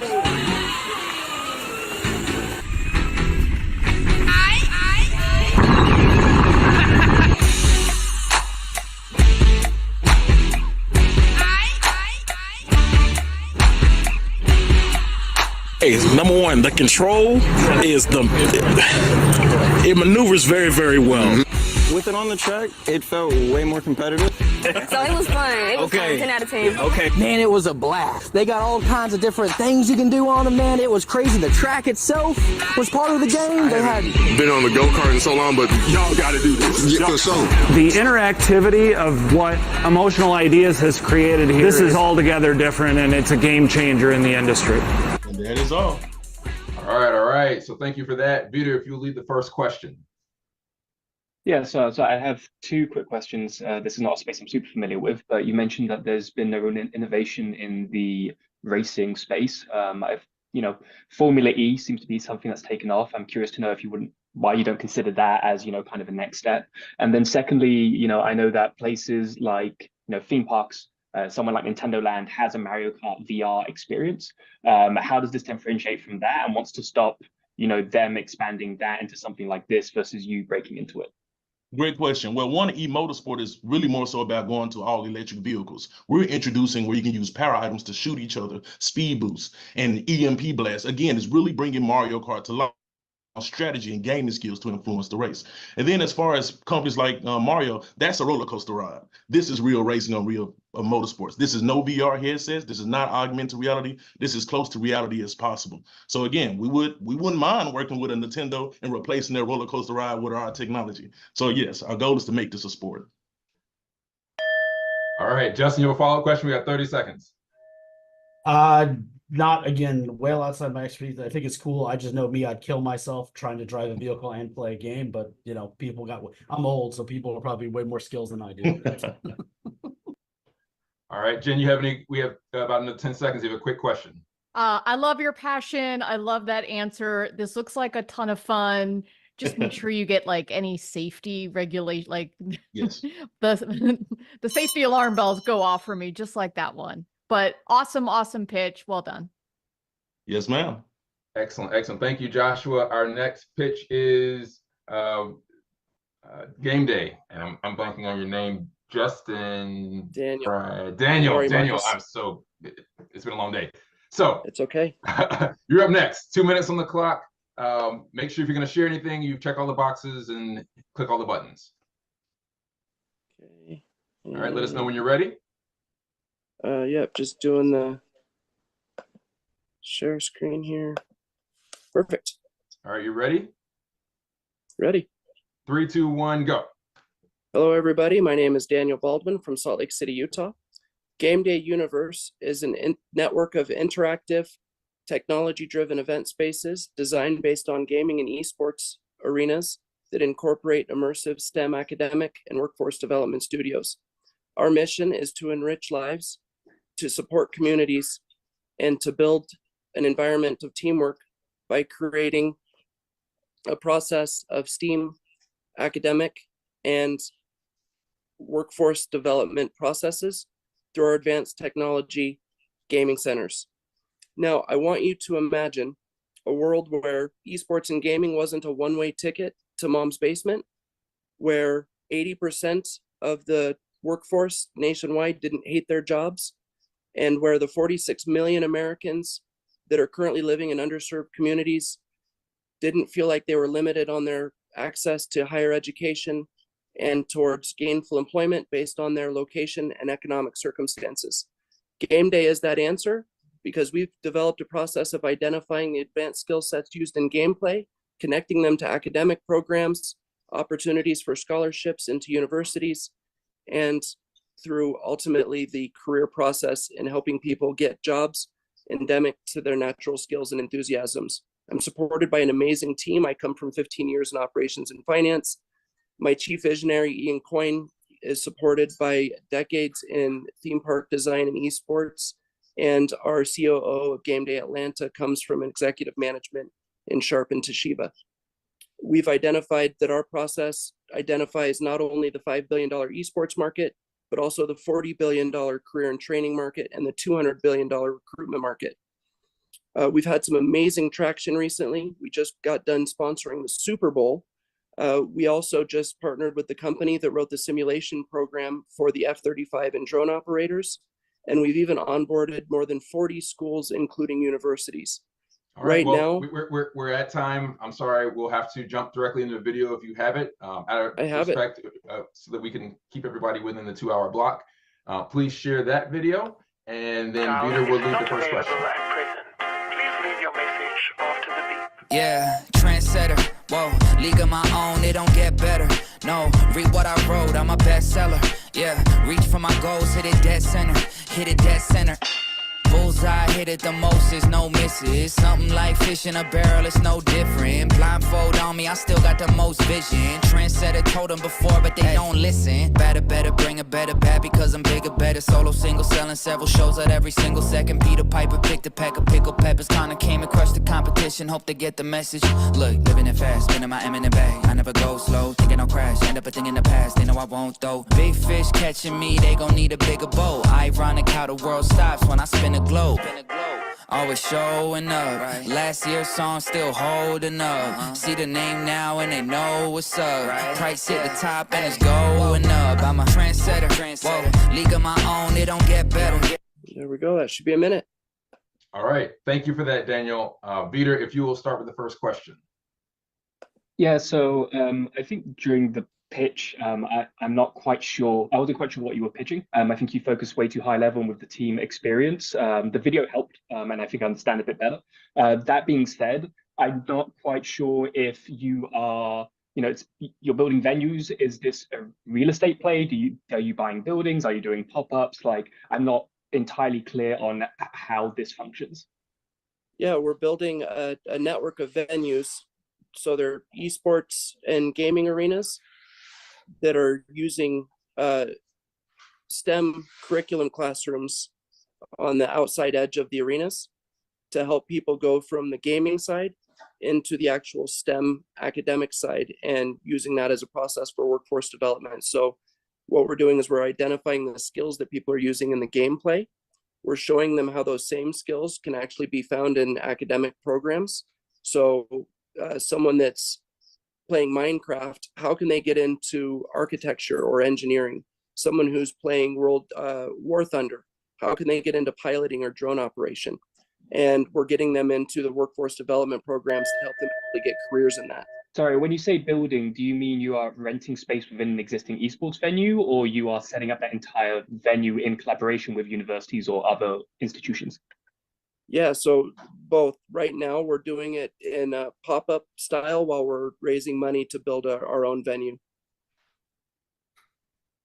All right. Well, that was the majority of the time that we had. So thank you, Daniel, for the answers, Peter, for the questions. Justin, you'll lead the next section of questions. Our next company is Wicked Fox Games. Carrie and Terry, are you ready? Yep, I'm ready. All right. If you will share your screen, if you have any audio to share, please click all the buttons and check all the boxes. And we see you, we can hear you, we can't see your screen yet. Now we can if you want to put it in slideshow when you're ready to go. 3, 2, 1, pitch. Hi, I'm Carrie Houchins, co-founder and CTO of Wicked Fox Games. Terry Redfield and I forged Wicked Fox Games together out of the desire to do better and be better as a game development studio. By creating an environment where all voices can be heard, we'll unlock hidden creativity and tap into market sectors that have been ignored or patronized in the past. Market research continues to show that women and Gen Z are an underserved audience, and we believe that the inclusion of everyone's voice in the gaming industry is the solution. Wicked Fox Games will be a place where no one is afraid to bring their authentic selves to the table, a place where no one is afraid that their voice isn't being heard, and a place where feedback culture is the norm, but that feedback comes from a place of nurturing and not to destruction. We are a studio of diverse, veteran game developers who are passionate about games and delighting our players. We will respond to the underserved in the market, and we'll bring about the change by creating a unique space within the gaming industry. Here's Terry Redfield to tell you more. Hey, I'm Terry Redfield. I'm CEO of Wicked Fox Games. We are looking at the hybrid core vertical. That's what we want to capture. What is it, do you ask? Well, it's really about taking an accessible core, something that everybody knows, like say Candy Crush, and then you wrap around it sort of a deep play experience, maybe from more of a hardcore game to give it depth. And then we're really focused on bite-sized play sessions because the folks that we play tested with, like women and Gen Z, they just don't have a lot of time. I mean, I think a lot of us don't have a lot of time. So the first offering we have in this vertical is something we're calling Force of Elements. It's essentially League of Legends meets Candy Crush with a little bit of Puzzle Quest thrown in. And what we're looking for is a raise of 500K Angel. And really what that's for is just to getting us to securing revenue. We want to be responsible with our company. I'm a third-time founder this time, right? A lot of learning with that. We're already in talks with Mattel, Warner Brothers, and Microsoft about publishing this game. In addition to that, we use a lot of the money for audience validation. We already have secured a partnership with TikTok. We know a bunch of influencers, as well as relationships with folks who are pretty well known in the industry to kind of help us start to grow our audience and show our offerings. And All right. with that, so that will show the video. Yeah, we'll show the video. Okay, new share. And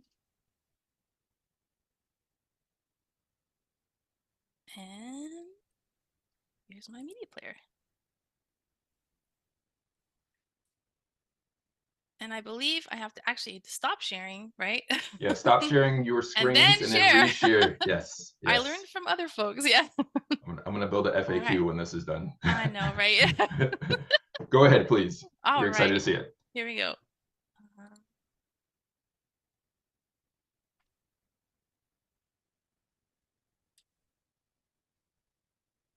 We're not getting your audio, but we do have the video. So in the interest of time, let's just continue to run it. Ah, I didn't hit the button.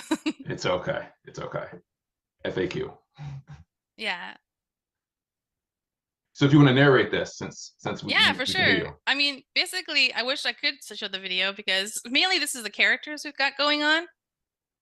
And it's essentially, like I said, you share a board like chess, and you're essentially playing it like Candy Crush, but there's a lot of levels of depth there.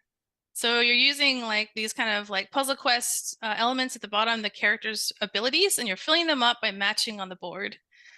And you're just essentially trying to kill your opponent. Fahey liked it a lot, bless him, rip, right? But that's generally what it is. And I can't believe I did not do that. But thanks anyway for watching.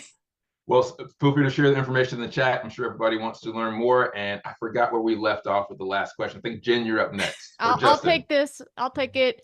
Okay. Ex-rioters who were impacted. First of all, ladies, awesome work. Love to see how quickly you form something new. I think we're connected on LinkedIn. I've been following your journey and just incredibly aspirational. I think the concept that you have would love to help you out. You've got puzzle RPG is a powerful genre. It is very, very dominated by top players, but there is a lot of opportunity with IP and core mixing with the hybrid casual that can actually work. You have a lot of talent on your team. Your pitch was really well done. So have high aspirations for you guys. That wasn't really a question, more of a statement, but I want to support what I just saw. Thank you. Yeah, it's also it's a head-to-head real-time puzzle battler. It's more of a casual esport. So I designed one with King. Actually, it's called Candy Crush All-Stars. They're still doing it right now. Yes. And this is actually kind of based on that. I actually did a prototype of this before I designed Candy Crush All-Stars. So this is kind of like my iteration. Excellent, excellent. Vito, do you have 30 seconds left? Do you have any questions? Thanks, Jen. That was awesome. I'm actually going to pass to Justin because I don't know the mobile space well enough. Okay. Yeah, so I guess my question is again with anything mobile and indie, how do you expect to be able to get attention?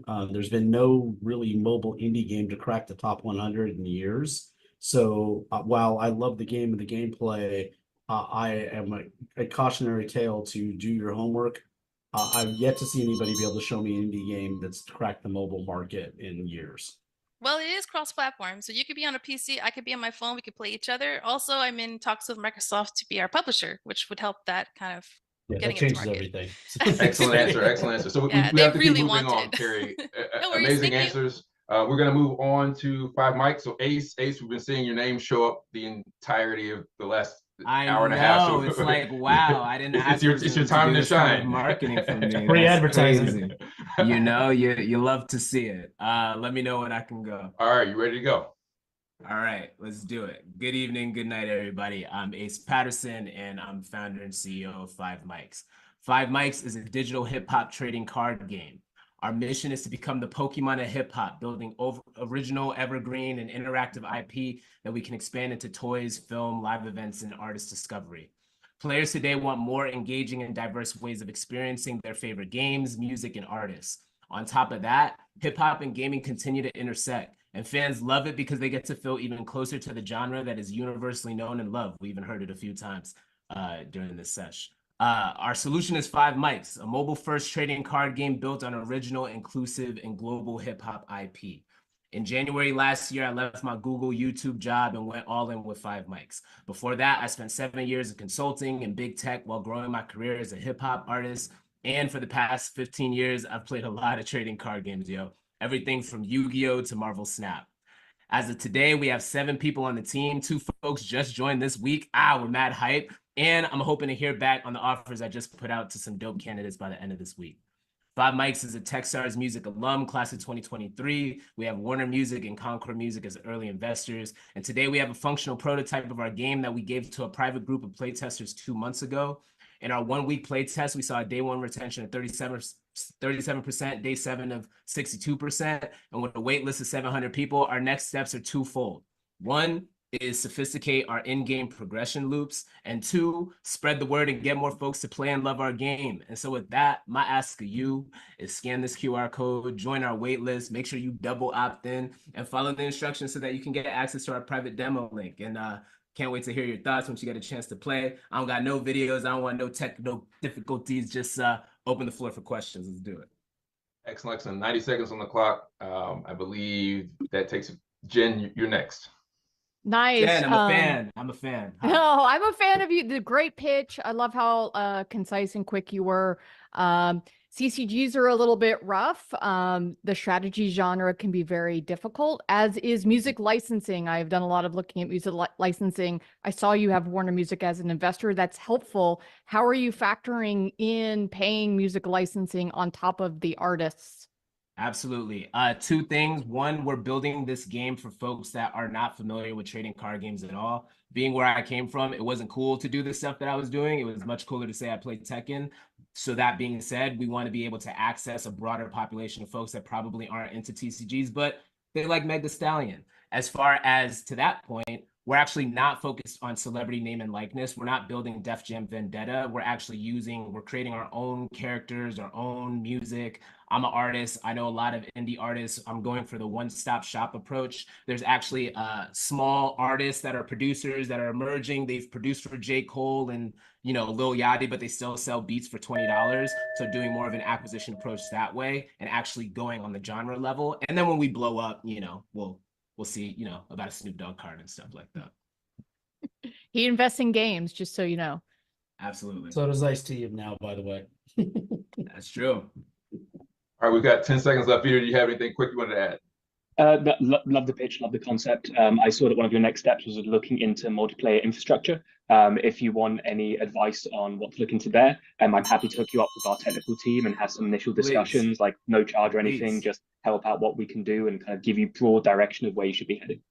We'll love that. As a former hip hop DJ, I'm down. I think getting the user acquisition is going to be a difficult piece, but otherwise, I love the concept. Can we just wait? What you're a former hip hop?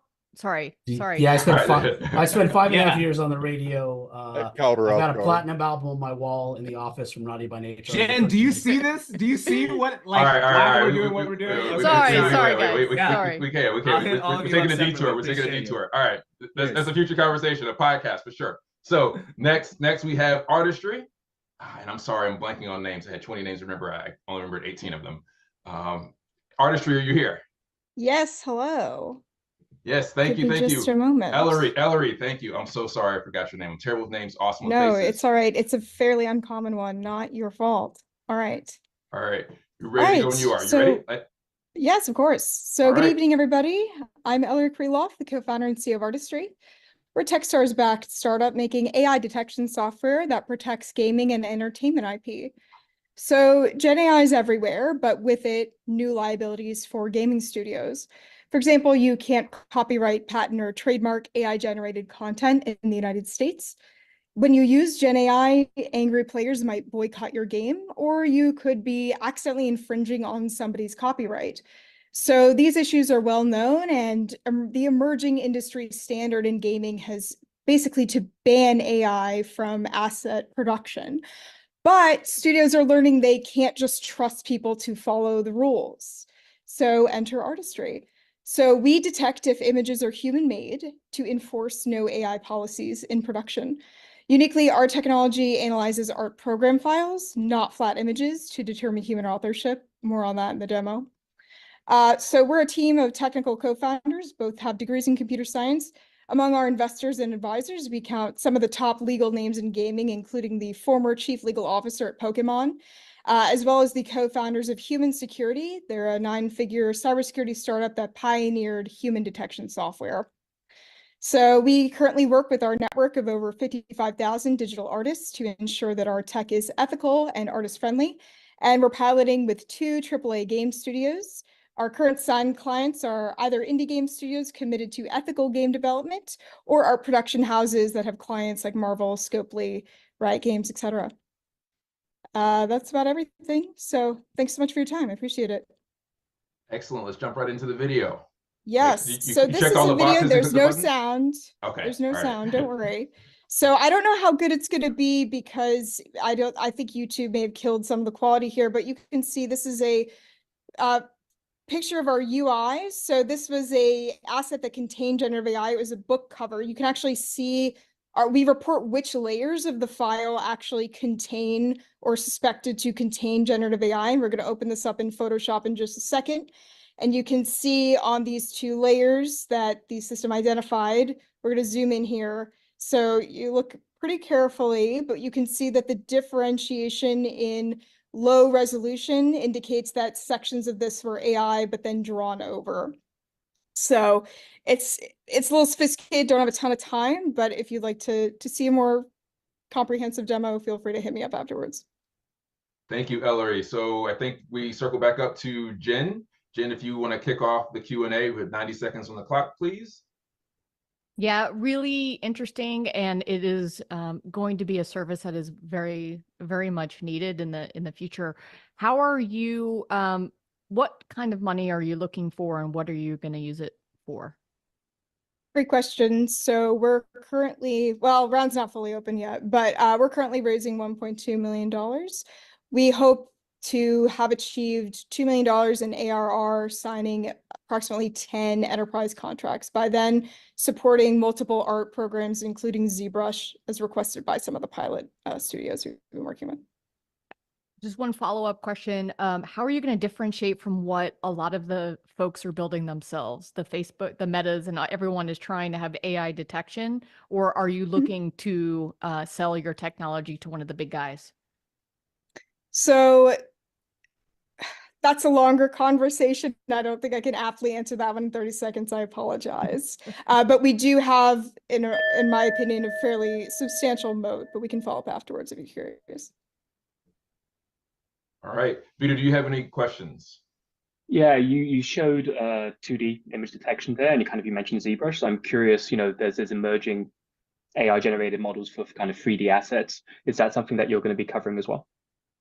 Yes, that's intended to be part of the milestones for the raise, post-raise. Okay, thank you. All right. Thank you, Jen and Vito, for those questions. Thank you, Eller, for the answers. And I apologize, I forgot your name. Really good with faces. Justin, you'll lead the Q&A for the next company, which is Michael at Genuine Games. Michael, are you there? I am indeed. Can you hear me all right? We can see you and hear you, yes. Click all the buttons and check all the boxes if you have video to share. You're going to want to... I will at the end. I think okay, so you'll unshare your screen and reshare, then click and check boxes. But we got 2 minutes on the clock. Ready to start when you are. Yeah, I'm ready. Right. Well, thanks for having me on. My name is Michael Yagi. I'm the CEO of Genuine Games. We're a small indie studio based in Seattle. Mostly have a close friend group with experience in AAA. Also gone to school for game development itself. Our mission is to build competitive games, but more of a focus on spectator experience and bringing brands into the fold. So we noticed it's hard to stand out amongst popular genres like battle royales, extraction shooters, roguelites, things like that. And another problem is games focus mostly on players. And so we're noticing a new type of audience emerge, which is the spectator. So what we're trying to do is innovate on 2 verticals. So one of them is the game itself. So we're doing more of a hybrid shooter racing game and trying to make it an esport centric. And the other one is first rate dedicated experience for the spectator client. So spectators will be able to directly see top performers in a web client, sponsor players from outside into the game. Brands can put their livery inside and sponsor players and see how that's going, as well as spectators can wager in-game currency and things like that. So far, we have the core stack integrated and implemented. We're ready for global alpha testing. We have some initial testing. We've gone to PAX. We won a Player's Choice Award there when there were 130,000 gamers attending. So we know that our core loop is well received to start. We've also started with some basic initial brand reach outs. So this is something we're just spinning up. But so far, we've gotten Celine, a performance automaker that's well known in the US, to start sponsoring some tournaments and start making some parts inside of the game. Right now, we're looking for help with growing our community, reaching out to more brands, and running events. And I have a quick video to share if I have time for that. You do. You have 60 seconds when you're ready. Great. Check the boxes, click the buttons. Boom.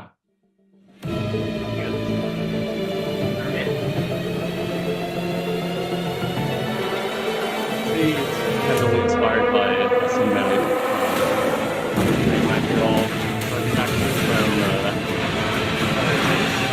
but what we do is combine high-speed racing with shooting, so you don't have to give up control of the primary ship, or take out the gun and use other things.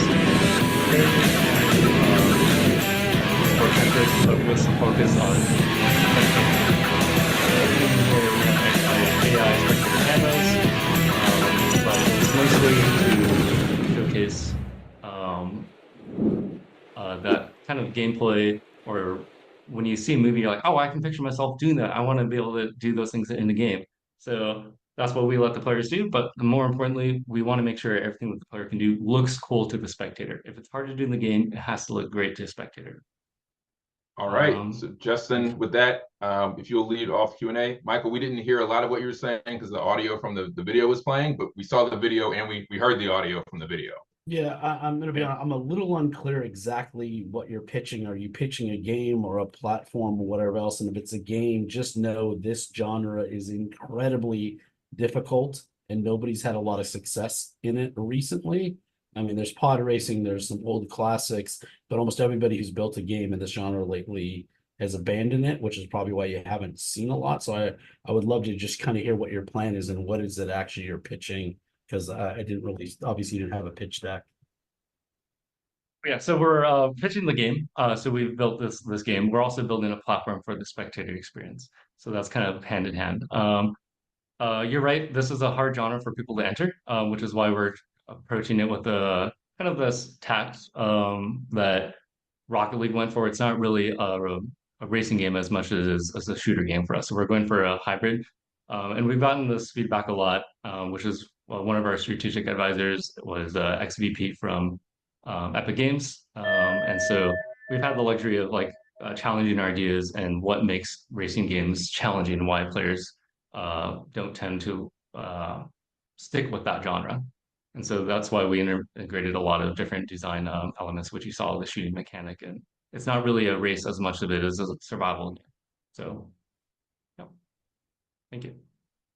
Hopefully, I answered your question a little bit. All right. It did. We're at time. Thank you, Justin, for that question. Jen, you'll lead the next set of Q&A with Guy from Entropy. Michael, we appreciate your time there. And so, Guy, are you there? Are you ready? Do you have your pitch deck loaded and all of the buttons ready to click? I am good to go. I think. All right, so we'll find out. Yeah, we'll find out. So we put 2 minutes on the clock. So we got it set up. So 3, 2, 1, pitch, go. All right. So thank you all for all your patience since you've been here for a while. We're Entropy. Great things come from the chaotic nature of game development. Put together a team of people who kind of know what they want to do when they grow up. You can see here the games they've worked on. They're fantastic folks. They've worked on pretty large games. Why did I get them to quit their high-paying jobs to create a new game studio in the worst market for funding in the history of games? Because there's a massive opportunity that's being undertapped. It's a blue ocean in the middle of two red oceans. Everybody's still making games, story-based games that are either single player, multiplayer loops that take all your time or all your money. What I'm making is a game that you can have fun with by yourself with an AI companion, and your friends can drop in, drop out multiplayer. Think of it like God of War or Last of Us if you can play with a friend. We're building a narrative game that can punch way above its weight. We can make AAA games for about a fourth of the price. You want to find out why or how, you can just contact me because this is a really short pitch. We're making not quite open world multiplayer-like games. Right now, we're suffering through this market so we can have something incredible a year from now to take to the non-dilutive funding publisher market when they're going to be all hungry since they just spent the last 12 months dropping napalm on all the game companies that exist. We're building a multicultural, fully distributed team. And before I tell you or show you what I'm going to make, we've raised about $520K from angels. We have a lead investor, 3 million out of 6 funded. We're looking to close the round. And that is pretty much what I'm here to talk about. It's not just one game. It's multi-title IP universes. So we build one game IP, then leverage it across multiple entertainment verticals. But it all starts with making a great game. So we're going to do that first. What is it that we're actually making? Well, we've been super private about it, but just because, Marcus, you've been so nice to have us here, I actually have something that really nobody has seen yet. So you guys get to tell me whether or not it sucks. So I'm going to stop sharing, and then I'm going to show you a very small tease of what we've built. And because I hear that we're supposed to reshare here. Yeah, so reshare, check the box. I'm going to do advanced video sharing. Let's see if that works. Hold on. You know what? We're going to do this the other way.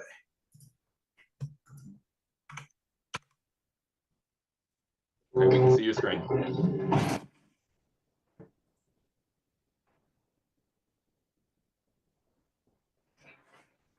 No, audio did not. We lost your audio.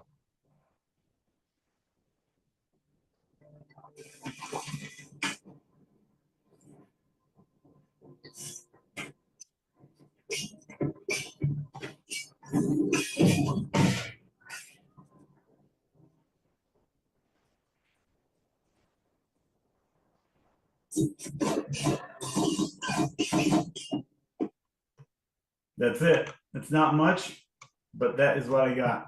So if you guys want to see it without lag, if you want to see a lot more of what we have to show, just hit me up, hit me on LinkedIn.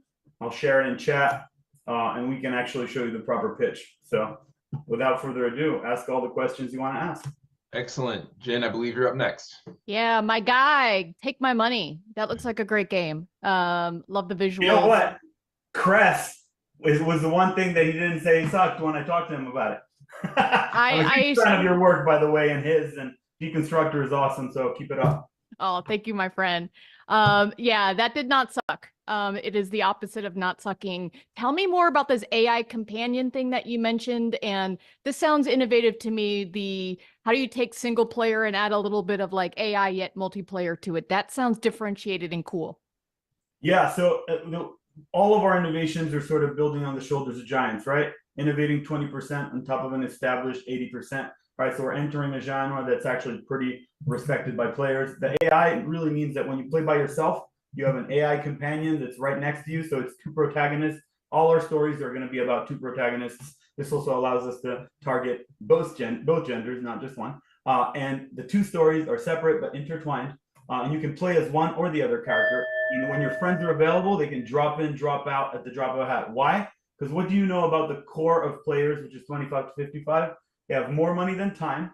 Their schedules are hard to align, and they already have a friend they want to play with. So I'm not trying to connect them to some new community. I'm just trying to make it easy for them to connect with the people they already care about, because you all have people you want to play with.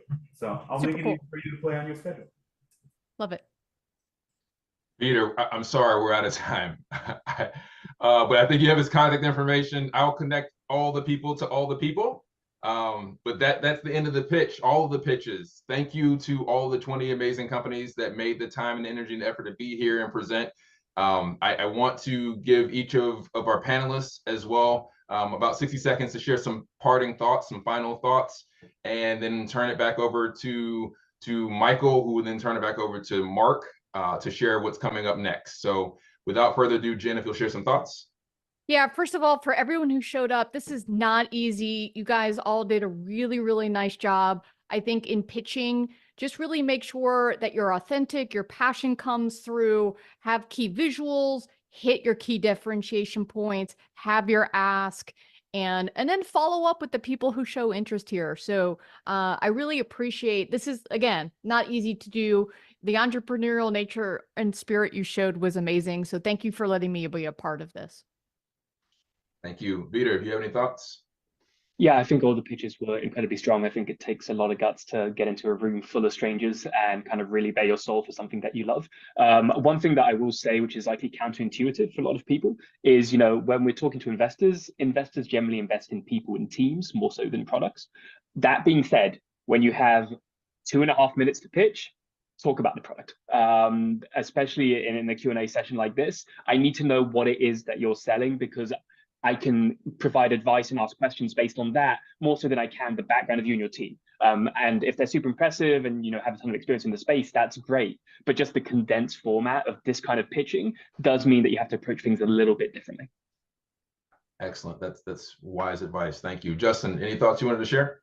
Echo the rest of the team. First of all, super proud of everybody, having done a gazillion pitches in my career and seeing tens of thousands. Doing this in this short of a time is really difficult. I think it's a great exercise in learning to focus on what's most important in your pitch.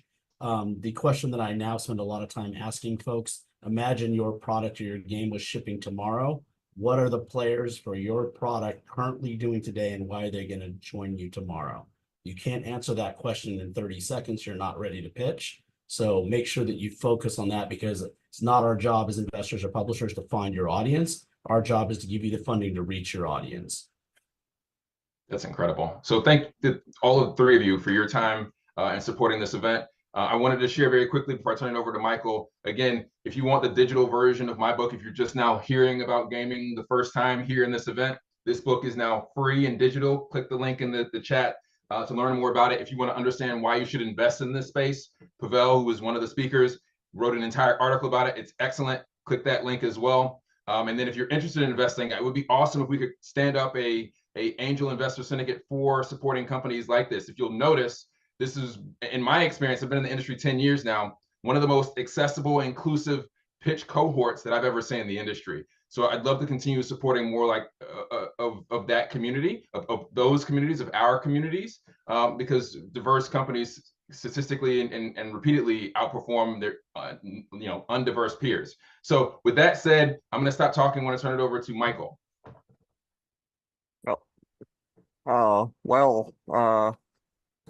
Quite some amazing pitches. I sent connection requests to everyone, and I hope to get to talk to some of you further, or all of you if you connect back to me.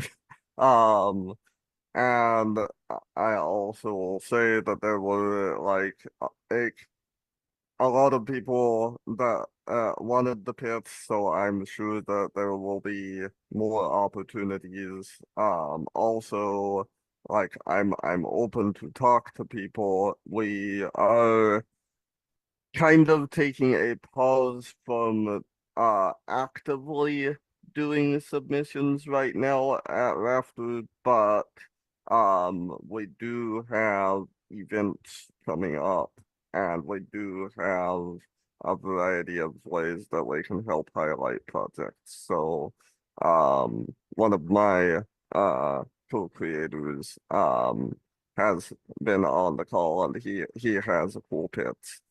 So I know a lot of game developers, so if there's ever like a question of like who to bring on, I can connect way more for next time. Excellent, excellent. And if you're having trouble reaching anyone here, I would recommend everyone connect with everyone on LinkedIn. Myself included, Mark included, Michael, everyone. Connect everybody on LinkedIn. And then turn it back over to Mark. Mark, thank you for giving us this opportunity. We appreciate it, and we hope we can do another one of these soon. We would like to do another one. And I thought, Marcus, you and Michael and your panel did an exceptional job, and it was a pleasure to watch all of the presenters tonight. Norma, do you have any comments?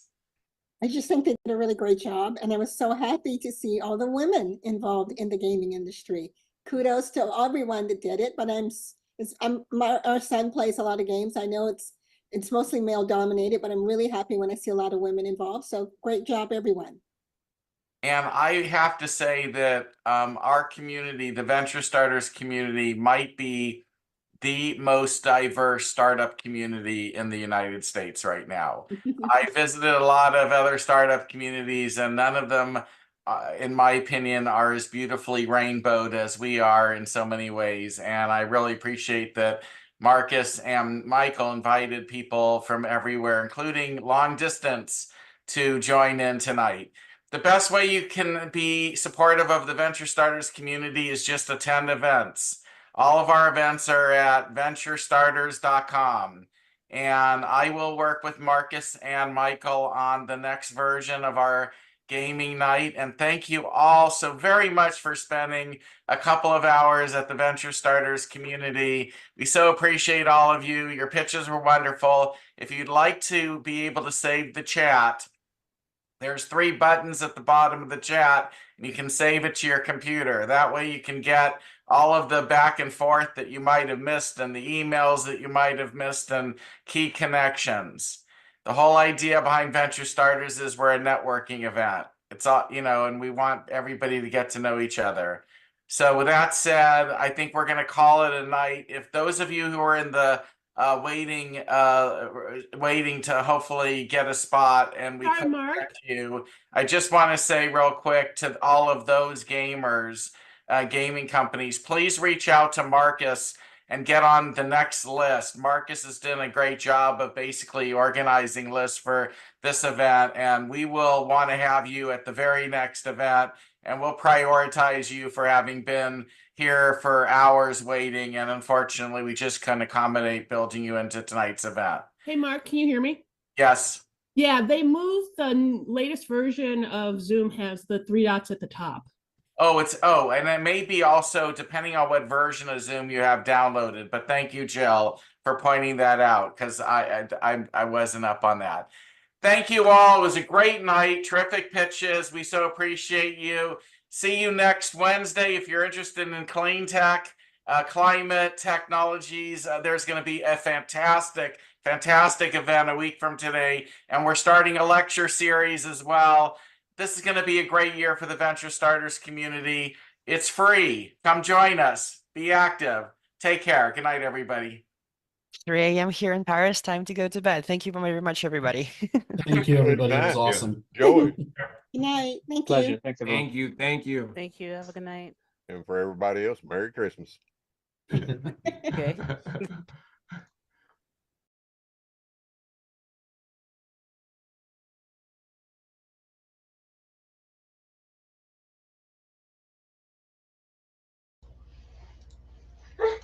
All right, everyone. Thank you for joining me for the replay. Again, if you want to see more of the different communities, go to venturestarters.com, and we hope to have another gaming industry night ready in April, maybe May, April if we're lucky. So if you'd like to be on the list, please send me an email at marcus@metarena.gg, marcus@metarena.gg. And if you're still watching this, I'll have the next episode of the podcast, my weekly podcast, tomorrow at 9 p.m. EST. See you tomorrow. Have a good night.